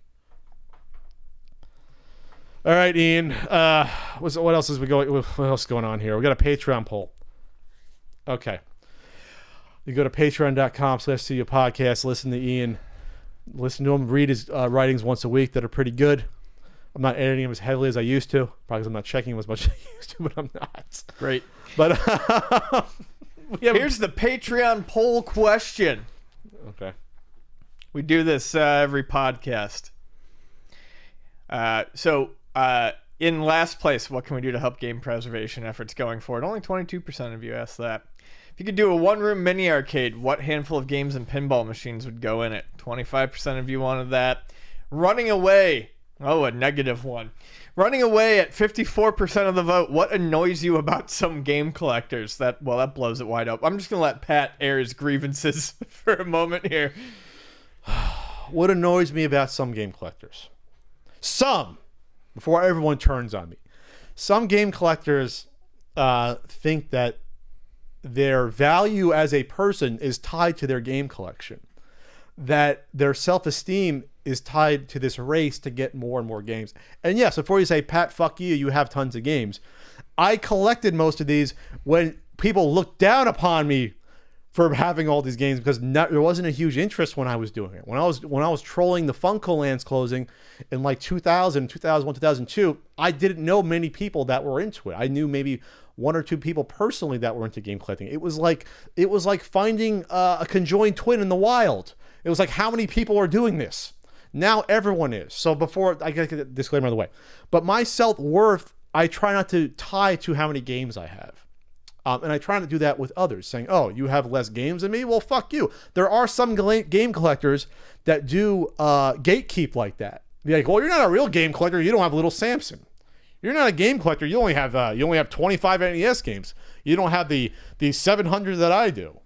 It's a weird sort of gatekeep, and I'm sure this happens with other hobbies and communities because it's just a weird sort of I'm better than you. Here's the measuring stick we have with game collections. It's how many games do you have, or what's the value of your games, or what's the rarity of the best games you have, or how many rare games do you have? And that's what annoys me about some game collectors is that gatekeeping, which is self-defeating, especially because in the end of time, as the years go on, if you want to put even a monetary value on your physical game collection, each year after year, I think we're getting to that point, the value is going to decrease and decrease and decrease going forward. So to put that sort of, to tie that worth into your game collection to me is terrible. Now, if you want to just say it's fun and I like to do it, that's one thing. Or if you want to say there's historical value, I'm preserving these games, that's fine. That's part of the reasons I like to do it. But do not tie any sort of fucking self-respect into it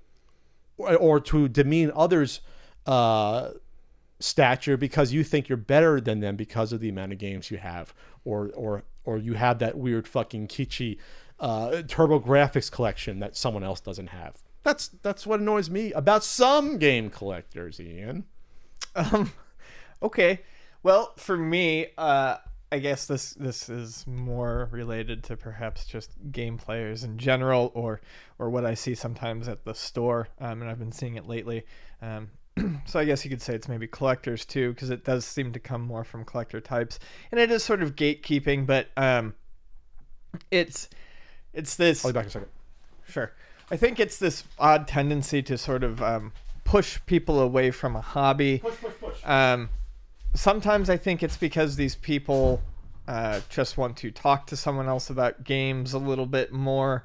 And sometimes I think it has to do with them thinking that because they play games more, they collect more, they may just have a they think that they are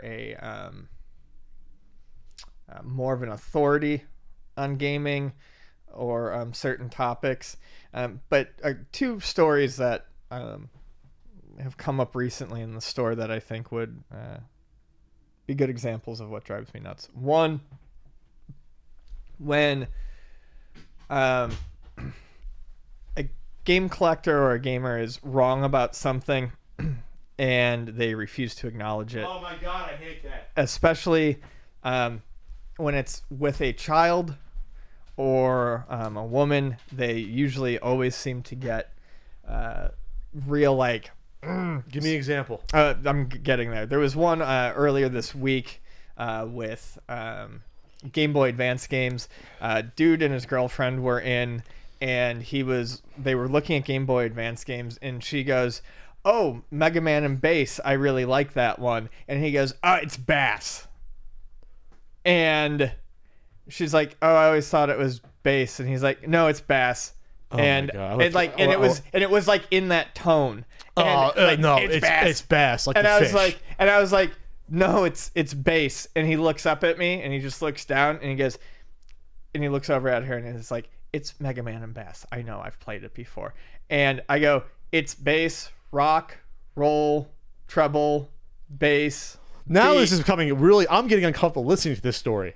Yeah, and This is the douchiest. First of all, it's the most inconsequential thing. Who the fuck cares? First of all, don't correct someone if they're wrong. If they like it, who cares? But now that it's getting, now he's digging his heels in on something that he's wrong about. It's stupid to begin with, but now I'm getting uncomfortable. This is great. So I just did that, and his girlfriend just laughed, or his friend, girlfriend, whatever, and he just got red in the face, and like that was that. But I hate it when they assume that they cannot be wrong on something because they have played games longer, or they played a game or something like that, even though she had already said, "Oh, I like this game." Like, Yeah. she had obviously played it. You know, she would know. So they were together. Okay. So yeah, friend's girlfriend, whatever. The other one, so that sort of thing, the you ain't gonna be pigheadedness, girlfriend the I can't possibly be wrong.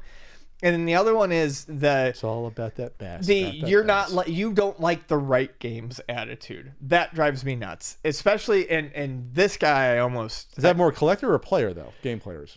collectors will do that too. Just like, you're not collecting the right games, you're not playing the right games. It's I'll get there. It's so a kid came in with his dad. This has actually happened a couple of times. It happened with a young girl once too, and it drove me nuts. But this was just wait, today is Tuesday. Would have been Sunday. The frequency with which this happens now is insane. A kid will come in and like talk about Fortnite or something, and someone else will like roll their eyes or say something. I'm like, okay, fine, whatever.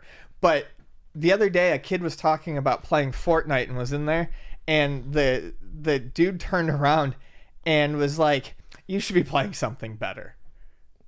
Let the kid have fun. Yeah, I mean, and we're all sick of hearing about Fortnite. Don't worry, it's gonna fucking burn out at some point. But let the kid have fun. He's like fucking 6 years old. Who cares? Yeah, and I looked at the dude and I said, "Don't say that." I said, "Just let the guy play." I said, "Just let the kid play." And that's happened before. And one of the dudes, I told him to shut the fuck up because it was just annoying. I have a tough time. How do you still work at a game store after all this? I mean, how do you go through this day after day with these type of people? I don't know. I probably won't much longer. I was gonna say. I mean, this sounds like the worst thing. This sounds like the worst aspects of retail on steroids. Well, there was a girl, a young girl, who was talking to her dad about playing Fortnite, and there was a guy who said the same thing the other like 2 weeks ago, and it's just like, yes, no one wants to hear it, but yes, it does happen to women in the store a lot more than it happens to guys. But it happens to guys too. I mean, if you're a different age or you're playing something that someone else doesn't like, they're gonna. And it's just like, I just don't care anymore. Just fucking let people play what they want. But yeah, the whole correcting thing, like, those people don't want to be corrected ever. I'm collector-splained on stuff, which I think is funny, especially before this is usually when people don't know that I have an insane amount of stuff, and I've been collecting for 20 years. They'll try to tell me things about rare stuff, and sometimes they're wrong about it. Like, tell me like what games are on the NWC cart. and not knowing what games are on the NWC cart. You know, it's just Oh, people like will collector explain to me at work all day, and at this, I just coined it like collector explain. and at this point, I just like, I just tune it to fucking snow in my brain, and I just let it go. You wish you had those like the little invisible earbuds you can just like put the volume up. Yeah. The collector explain.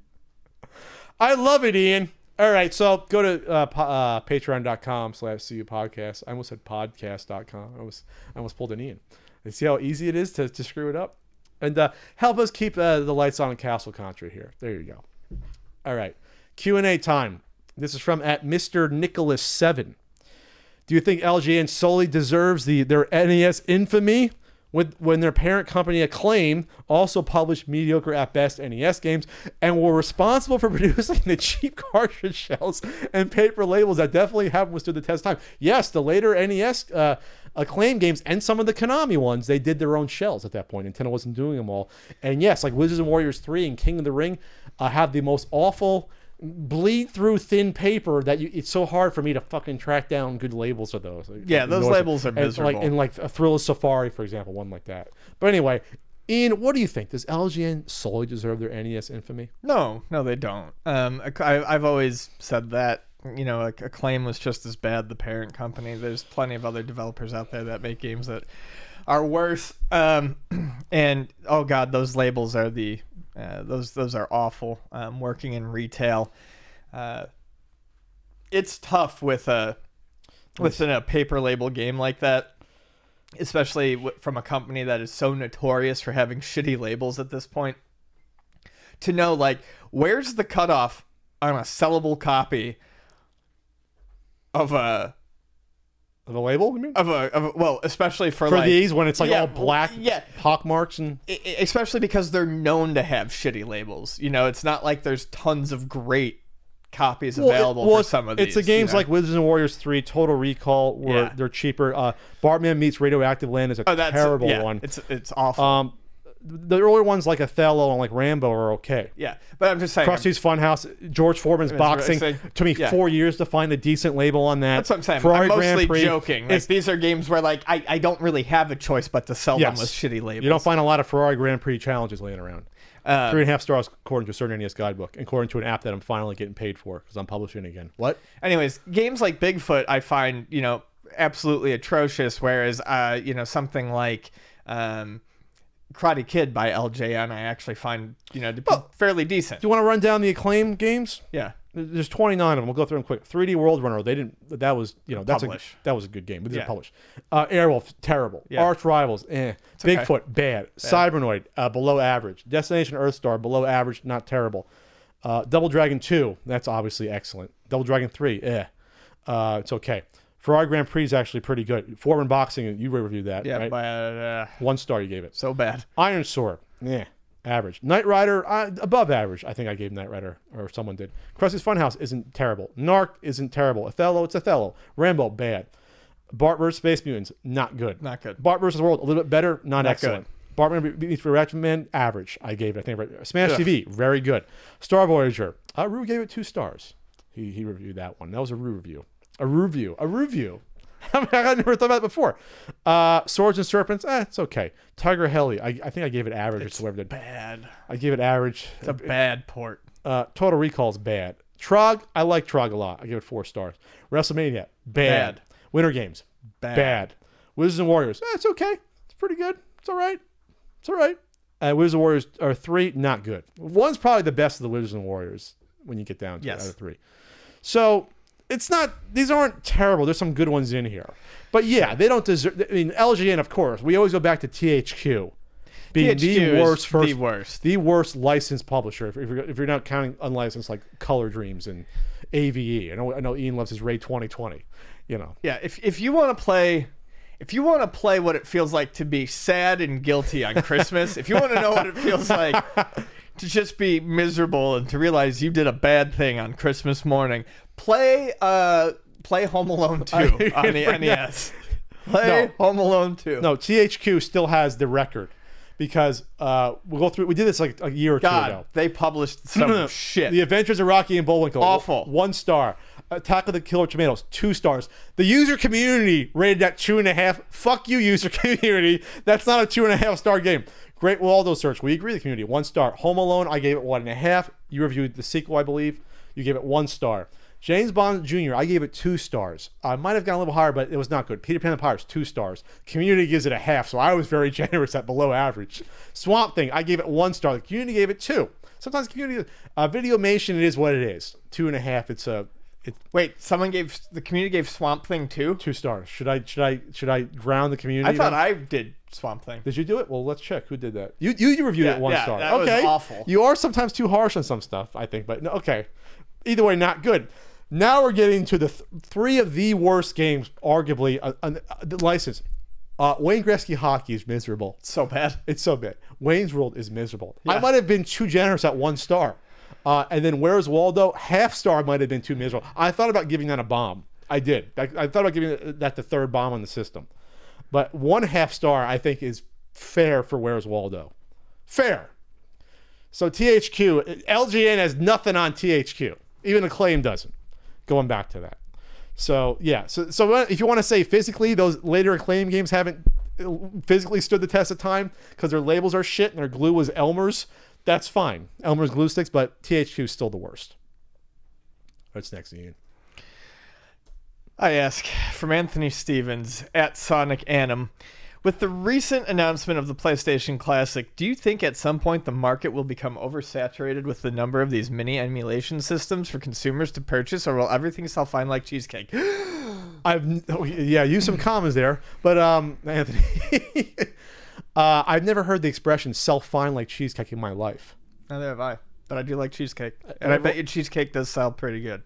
Yeah, there's a whole chain, Cheesecake Factory. He doesn't like chains. Cheesecake Factory isn't a bad chain, but Cheesecake Factory is a fucking panic attack, like personified. Like, well, there's too much stuff on the menu. what? Well, there's too much shit going on. It's in the worse. restaurant. It's like double the amount of things at a diner, and diner has everything, right? A fucking manic episode threw up, and that's how the restaurant came to be. Jesus Christ! Okay, Look at it. Look at it. Oh, you're talking about for the styling. The decor. The decor is terrible because the menu. I mean, everything. It's like, okay, we have Greek columns, we have Egyptian art on the side. Like it's the worst. It's wannabe fancy for your night out for your $14 entree. That's what it is. It's where you take your prom date. Okay, I went to Applebee's for taking someone to their prom. It wasn't my prom, but anyway. Then I left my keys in my car. I got fucked up on ecstasy and went to a rave for my prom. Oh, okay. So I actually was, I'm not humble bragging here. I had a tweet that did well that was put in the Twitter moment for when the PlayStation Classic was announced. I said, get ready for the upcoming video game crash of 2019 with the PlayStation Classic, N64 Classic, Sega Saturn Classic, TurboGrafx Classic, Virtual Boy Classic, Atari Jaguar Classic, Vectrex Classic, Bally Astrocade Classic, Fairchild Channel F Classic, Ellipsis. Thank God for 240 characters on Twitter. It was the best thing they ever did. I was snarky, yes, and people like that but we're getting there more sooner than we would think. NES Classic, and yes, we had this shitty, and people said, well, what about we had the shitty. Well, they didn't say that. I said that. What about the Genesis ones from At Games? The quality of those Genesis ones are terrible. You cannot put them in the same conversation of the NES, Super Nintendo, and probably the PlayStation ones. At Games. Speaking of At Games, they're coming out with the new. What was it called? Blast. The Blast all-in-one console and controller line, or the legacy console for 50 games. So these have been coming out for the past 3 years in bulk, en masse, like the Retrobit generations and their follow-up, because the generations did terrible from Retrobit. We've had the Atari flashbacks, the Intellivision flashbacks, and things like that. But now with the NES and Super Nintendo Classic, you're actually getting into now the market where the companies producing them still matter. Like a television, sorry Tommy, doesn't really matter at this point. Atari, for its namesake, doesn't really matter. But Sony still does, and those PlayStation properties still matter. The NES properties still matter to an extent, and they're still putting out those franchises. And Super Nintendo, N64. And we know N64 is going to be coming at some point. PlayStation is coming sooner than later. But the question is going to be then, how many more companies are going to capitalize on this? And I think you're going to see more than what you originally thought. I think you will. I think you're going to see... the Genesis one for sure. Yes. At Games is no longer doing it. Thank goodness. Sega's going to go someone that's going to do a respectable job, we hope. But I do think you're going to see the N64 one. I do think you're going to see another Sega one, maybe not the Saturn one, since they can't figure out the emulation correctly. But who knows? Maybe you'll see a Master System classic for the hell of it. Why not? If the other one did well, why not put it up? Maybe it'll do better. Do better in South America and in Europe and Japan than here. Sure. But it'll do okay. I think you might see something like a PC Engine TurboGrafx classic. I think this opens up the door now to all these possibilities. Possible. It does. Now, what happens then when that happens and 6 of these are released a year? And you go into Target and there's no shelf space for them, or you go into Walmart. See, what benefited those older Intellivision and Atari ones was that they're the only ones out there to do that. And I guess then the ColecoVision one came at some point. So when those only ones were out there, and those started, like 2003 or 4? Those started a little bit earlier than that? Yeah, I mean, it was before I moved here. So I moved here in 2005. I know I've seen the Atari ones earlier than that. So those had the benefit of being a novelty at the time. Right. Those are like, what the hell? We can play older games that I haven't thought about. I'm a 30-year-old, and 2003, when I was 5 years old, I was playing these 25 years ago, in like 1980. So that was the charm of those. I guarantee you those aren't still being played today. Those are junked. You see them at the swap meet every now and then, but they sold a decent amount. Well, that's what's going to happen with these. You think it's going to happen? This is just new. Doesn't matter that these are higher quality. I'm glad that they're higher quality, and that's nice. But enough of these are going to get pumped out, and they're individual units.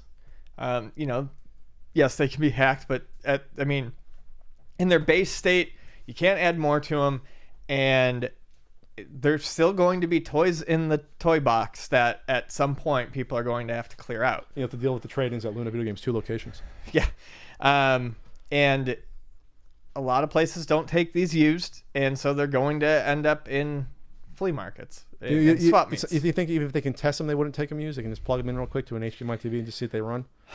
I don't know. I don't think... places like GameStop don't take them now, to my knowledge. I would think that these would be able to sell. These aren't like a flashback. Like if you had an NES Classic use, you'd sell it at Luna. You probably would sell it. We didn't for the longest time. We finally just took our first used one in as kind of a test to see if. Well, I'm just saying though, but that'll sell. It hasn't sold yet? No. What do you have on it? I think like 40. And people still, wow, okay, maybe. All right, we'll see. Someone go to Luna and buy it for $40. I don't know what it was. I think it's 40. But you are open to it. You try it out, see if it works. Yeah, fine. I mean, we'll see. It's not something we ever really want to do. The less moving parts on like a PS4 though, or PS3. Yeah. If it works, it works. It'll probably, you know what I mean? Either way, I still think these are gonna flood. They're gonna flood. I think in 5 years we'll see these at flea markets, no problem. Hey, I'll be the first one to buy a PC Engine Classic / TurboGrafx. I'll be the first one to buy it. I will.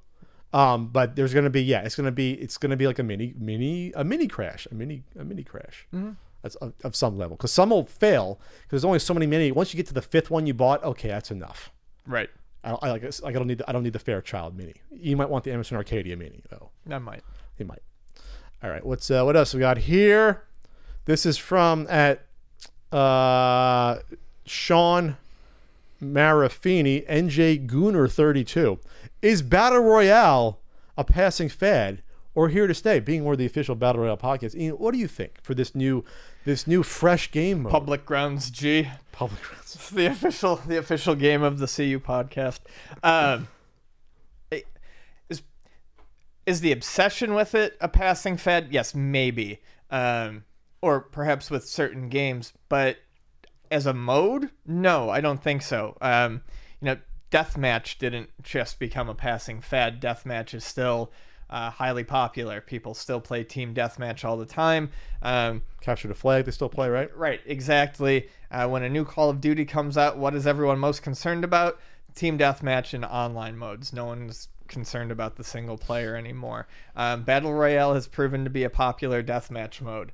Or a popular online verse mode. It couldn't exist in the past because the internet connection is so much more stable now. It was hard to do like 16 people in one game without it getting really weird. Now you can do 100. So as time goes on, and the technology has allowed for it, I do think that there is something. Obviously, people like the idea of 100 verse 1, and one life.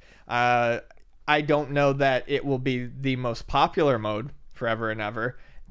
people will definitely want to go back to other types of modes and spread out, but I don't think going forward we will see many games that do not include something somewhat similar, to a battle royale mode. A time-based every man for himself, one life to live mode. That's right. Maybe not exactly a Fortnite style or a where it public closes grounds in on you in a circle. right, but you will see some sort of massive play mode that is similar. Sure. Now, some games may try to differentiate themselves, or some games may be afraid that if they do, that's all people will play. So they may limit it. It may just be, for, maybe they might just do it in squads. So, it might not be 100 versus 1. It may be, 4 squads. That's exactly 25 teams of 4. To me, that's a lot more interesting versus 50 versus 50. When you have four or squads, 50 versus 50, they may do that instead of, so it doesn't all feel the same. Plus, you have a chance to win. Right. When it's 100 versus 1, you're not winning that often, right? You're not. But I do think we will see some sort of massive maximum 100 player mode in most shooters. It's once a popular mode in a first person shooter or a third person shooter or an online game is introduced, you won't see it in every game, and you'll see some spin-offs of it, but that mode usually doesn't go away. I like the idea of having 25 people. 25 teams of 4? No, 4 teams of 25. Oh, 4 teams of 25. I think it'd be very interesting because you can actually use strategery to try to gang up on one group that might be winning. You know what I mean? Like if you realize, one team has, 40 people left, and these 2 teams have 15 each. Let's team up. It could be some sort of weird coalitions in the middle of play, but then you got to turn on each other at some point. Backstabbing. I don't know. I'm thinking out loud there because we're the official Battle Royale podcast for public. What is it? Public Battlegrounds? Public Grounds G. Public Grounds G. Yeah, I think it'll be played less. I think Fortnite can't be around forever. It just can't be. Kids will grow up and go to college that are playing it now in high school and grade school. They will. Their tastes change. Yeah. It'll evolve to something else. Either another game or an evolution. It'll evolve, which is the name of the pay-per-view, the all-women's pay-per-view. It'll evolve. By the way, you see Brie Bell almost kill Liv Morgan with those kicks? Yep. Yeah. Anyway, sorry, we're getting off topic here. But anyway, yeah, so it'll change and evolve, but it'll still be around. Finally, at Keeping Up Gaming, giving a run for the money with that Ask My Boss recently. The Big Bang Theory starts its final season today. Finally, it's been like 12 years. Do you think the show did more to help or hurt nerd, in quotes, and pop culture? So, admittance time. I've never seen an episode of The Big Bang Theory. I've seen parts of them. Never wanted to. In terms of help or hurt, I feel like in some ways it probably hurt just based on my interactions with it. If you liked The Big Bang Theory, that's fine. I can't, just not going to get that upset over a TV show, especially when that didn't hurt. However, I must say when I moved out here, when I first started working at Luna, I hated, and it happened all the time, couldn't go a day without someone telling me that I reminded them of a character from Big Bang Theory. Really? Yeah, and I'm sure every person probably dealt with this, but I feel like if you were ever into geeky hobbies or nerdy hobbies or games, maybe not, then that might have just been something you dealt with, and I couldn't fucking stand it. I couldn't stand the fact that I was constantly being compared to some paper-thin fucking TV show character, especially on a show that I didn't watch, and a show that all of my friends said... Which one do you think you're compared to? I have no idea. Especially... Not Sheldon. Well, I think that might have been who they were comparing me to because of Snark or something like that. But it drove me nuts because the people who would give me these compliments, or who would say this, weren't always doing it to be mean, but I could tell that they were people who weren't grasping. It was a very superficial. Yeah, I mean, those are caricatures in that show, right? By and large, right? Yeah, and I got that constantly, especially through work. It was always like the mother of someone who was shopping there, or the father of someone who was shopping there, or something like that. And I couldn't escape it. The only other thing, and for years that persisted. That was only maybe in the past like 5 or 6 years where that stopped. Maybe past 5 years. The other thing is, I feel like the Big Bang Theory, and I could be wrong, but I feel like the Big Bang Theory contributed heavily to the commercialization of pop culture. Oh, absolutely. And I feel like the rise of Big Bang Theory, at least just from where I sit and look around San Diego, I feel like the rise of Big Bang Theory coincides with the rise of San Diego Comic-Con becoming a shit show of a thing to try to get into. You're not saying it's a causation, you just think it's a correlation. I feel like it's a correlation. I feel like, I don't know if You're kind of right about that. I feel like the rise of pop culture might have helped And geek Big culture. Bang and geek culture, Yeah. helped Big Bang Theory, but I also was feel both. like It was both. It fed Big edge. Bang Theory also helped people get into pop culture, which also pushed Well, it that mainstreamed whole it. period of time. Like was 2008 to 2011. 2008 to 2012 was Something like real that. weird, and yeah, Walking so, Dead came out in that Yeah. period too. Yep, About Walking 2010. Dead, Big Bang Theory. That's around the time where Comic-Con got its huge surge in popularity. Oh yeah, I'd say from it really It's where increased. retro gaming got huge. That was a weird time. Weird Retro time to gaming be got a huge. dork. 2012, 2013 is when it really shot up. Yeah, it all hit at once. Now this is, you can say, well, it's only one show on TV. It's one of the most popular shows on TV. And when Yeah, I couldn't escape it. Like I said, I've never watched it, but I can when point out the it characters. normalized, like when you have constant video game references. Oh, there's a Zelda reference on a show. Like Right. that didn't happen before a show like that. And that's a huge, was it CBS? Huge show, #1 ratings, won tons of Emmys. I think the guy playing Sheldon just won again for best lead in a comedy. There's a fucking Wonder Years-esque spin-off with this young character taking place in the 90s. I mean, I don't know if it's still on, but it's been on for a year. I see it as it's positive to normalize like this geek stuff. You're not just nerds that Sure, like that's zombie good. stuff, but there's still caricatures, Right. and there's still heavy stereotypes of socially bankrupt characters that, oh, we don't know how to talk to girls, and we're not Right. into sports at all, and like we only like geeky things. You got to be a mathematician to also like video games and geek shit, and it's like that's not what people who like these things are. Right. That's like a 35-year-old stereotype that doesn't really exist anymore, and even back then wasn't really. You know what I mean? Like it more existed back then, but that wasn't really the people that were following that. Sure. So that's what always bothered me about it, because like Frank watches the show, so I gotta think that Frank thinks that all these people that are into video games and into this geek stuff and anime stuff, we're all just fucking losers that will never have sex in our lives. Like, is that really what we want that message to be? So it is kind of insulting. It is almost like a Jersey Shore thing to me. Yeah. All the people that go to Jersey Shore are Guidos. All the people that like Legend of Zelda are sexless Did dorks. you see Paulie D like 2 weeks ago was at a club with a fucking... He was on stage handing out cannoli on a stage on a platter while someone in a fucking full-on Mario costume was on stage waving an Italian flag. All right, that's my line. All right. Okay, fuck you for misrepresenting Italian Americans. I always thought it wasn't going to bother me ever. Sopranos didn't bother me that much. Now I'm fucking bothered. Paulie D. Fuck you, Paulie D. Paulie D was at a fucking club Now you're in on my Jersey. fucking radar. Yeah. Holy shit, are you serious? Because I get made fun of sometimes by people. I won't say who my friends are. I get made fun of with Italian stereotypes, and you ain't fucking helping, you piece of shit. So I'm going Jersey on a guy from Paulie Jersey. D feeds And I'm really, cannolis. and I'll tell you what, you son of a bitch, I'm really from Jersey. You're not, you Staten Island fucking. Paulie D okay, no, feeds- okay, I shouldn't say that. Some people from Staten Island are nice. Paulie But D you see what I'm feeds saying? cannolis to fans at Miami Club. Are you serious? Yeah. Why don't you just throw out bowls of pasta while you're at it? Why don't you have bowls of spaghetti? Fuck. Oh god, I didn't see that picture. He's just fucking piping the cream. Oh my god. Hold on. Which one is Paulie D? The one with the blowout? There's the picture I saw.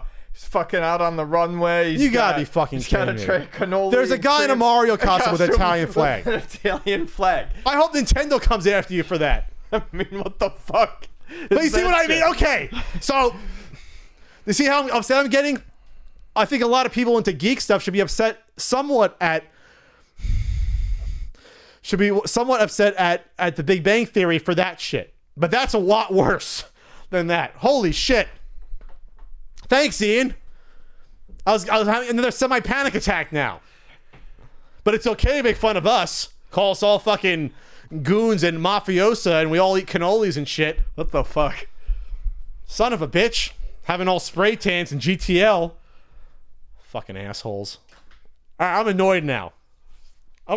Thanks, Ian. Dropping this on me. Well, yeah, I mean, we were talking about it. It was all over Twitter. But that's reality. All over that's Twitter. reality, though. It was all over Twitter. I'm going to start a hashtag. That's what I'm going to do. I'm going to get righteously outraged now at this. Kill Pauly D. No, I'm not going to do that, Ian. You can't do that. But Jesus Christ. Enough's enough. By the way, I've been going through some Sopranos clips online. And you know what? Sopranos is more like a dark comedy the more I look at it. It's not really, I don't think many people really took that seriously. The fucking subtitles to these pictures. Thanks, Ian. I'm throwing off now. All right, so that's it for this CU podcast. I'm gonna have some my Sri Adele. I'm gonna have some gabagool, gravy. Sunday we do call it gravy. I'm going to be at Retropalooza, where someone's going to probably make fun of me and say I'm eating cannolis and lasagna, September 29th and 30th. I don't think anyone's going to They do, Ian. Who? People from Texas. That's all I'm saying. Yes, they're going to do that September 29th and 30th. I love them, though. And then we're both going to be at Portland Retro Gaming Expo in Portland, October 19th to 21st. Really 20th to 21st, but there's that arcade day on there. So anyway, go to ultimatesnes.com. You can pre-order a certain Super Nintendo guidebook. It's $2.15. We're recording for only 2 hours, though, because we started late because I had a panic attack because of the tiling situation outside. So multiple problems today. And I got to eat intermittent fasting. I'm going nuts. I haven't eaten yet. So for Ian Ferguson, that's me. I'm Pat Contry. That's him. This was a strange podcast. I'm going to go back to the horror of my life.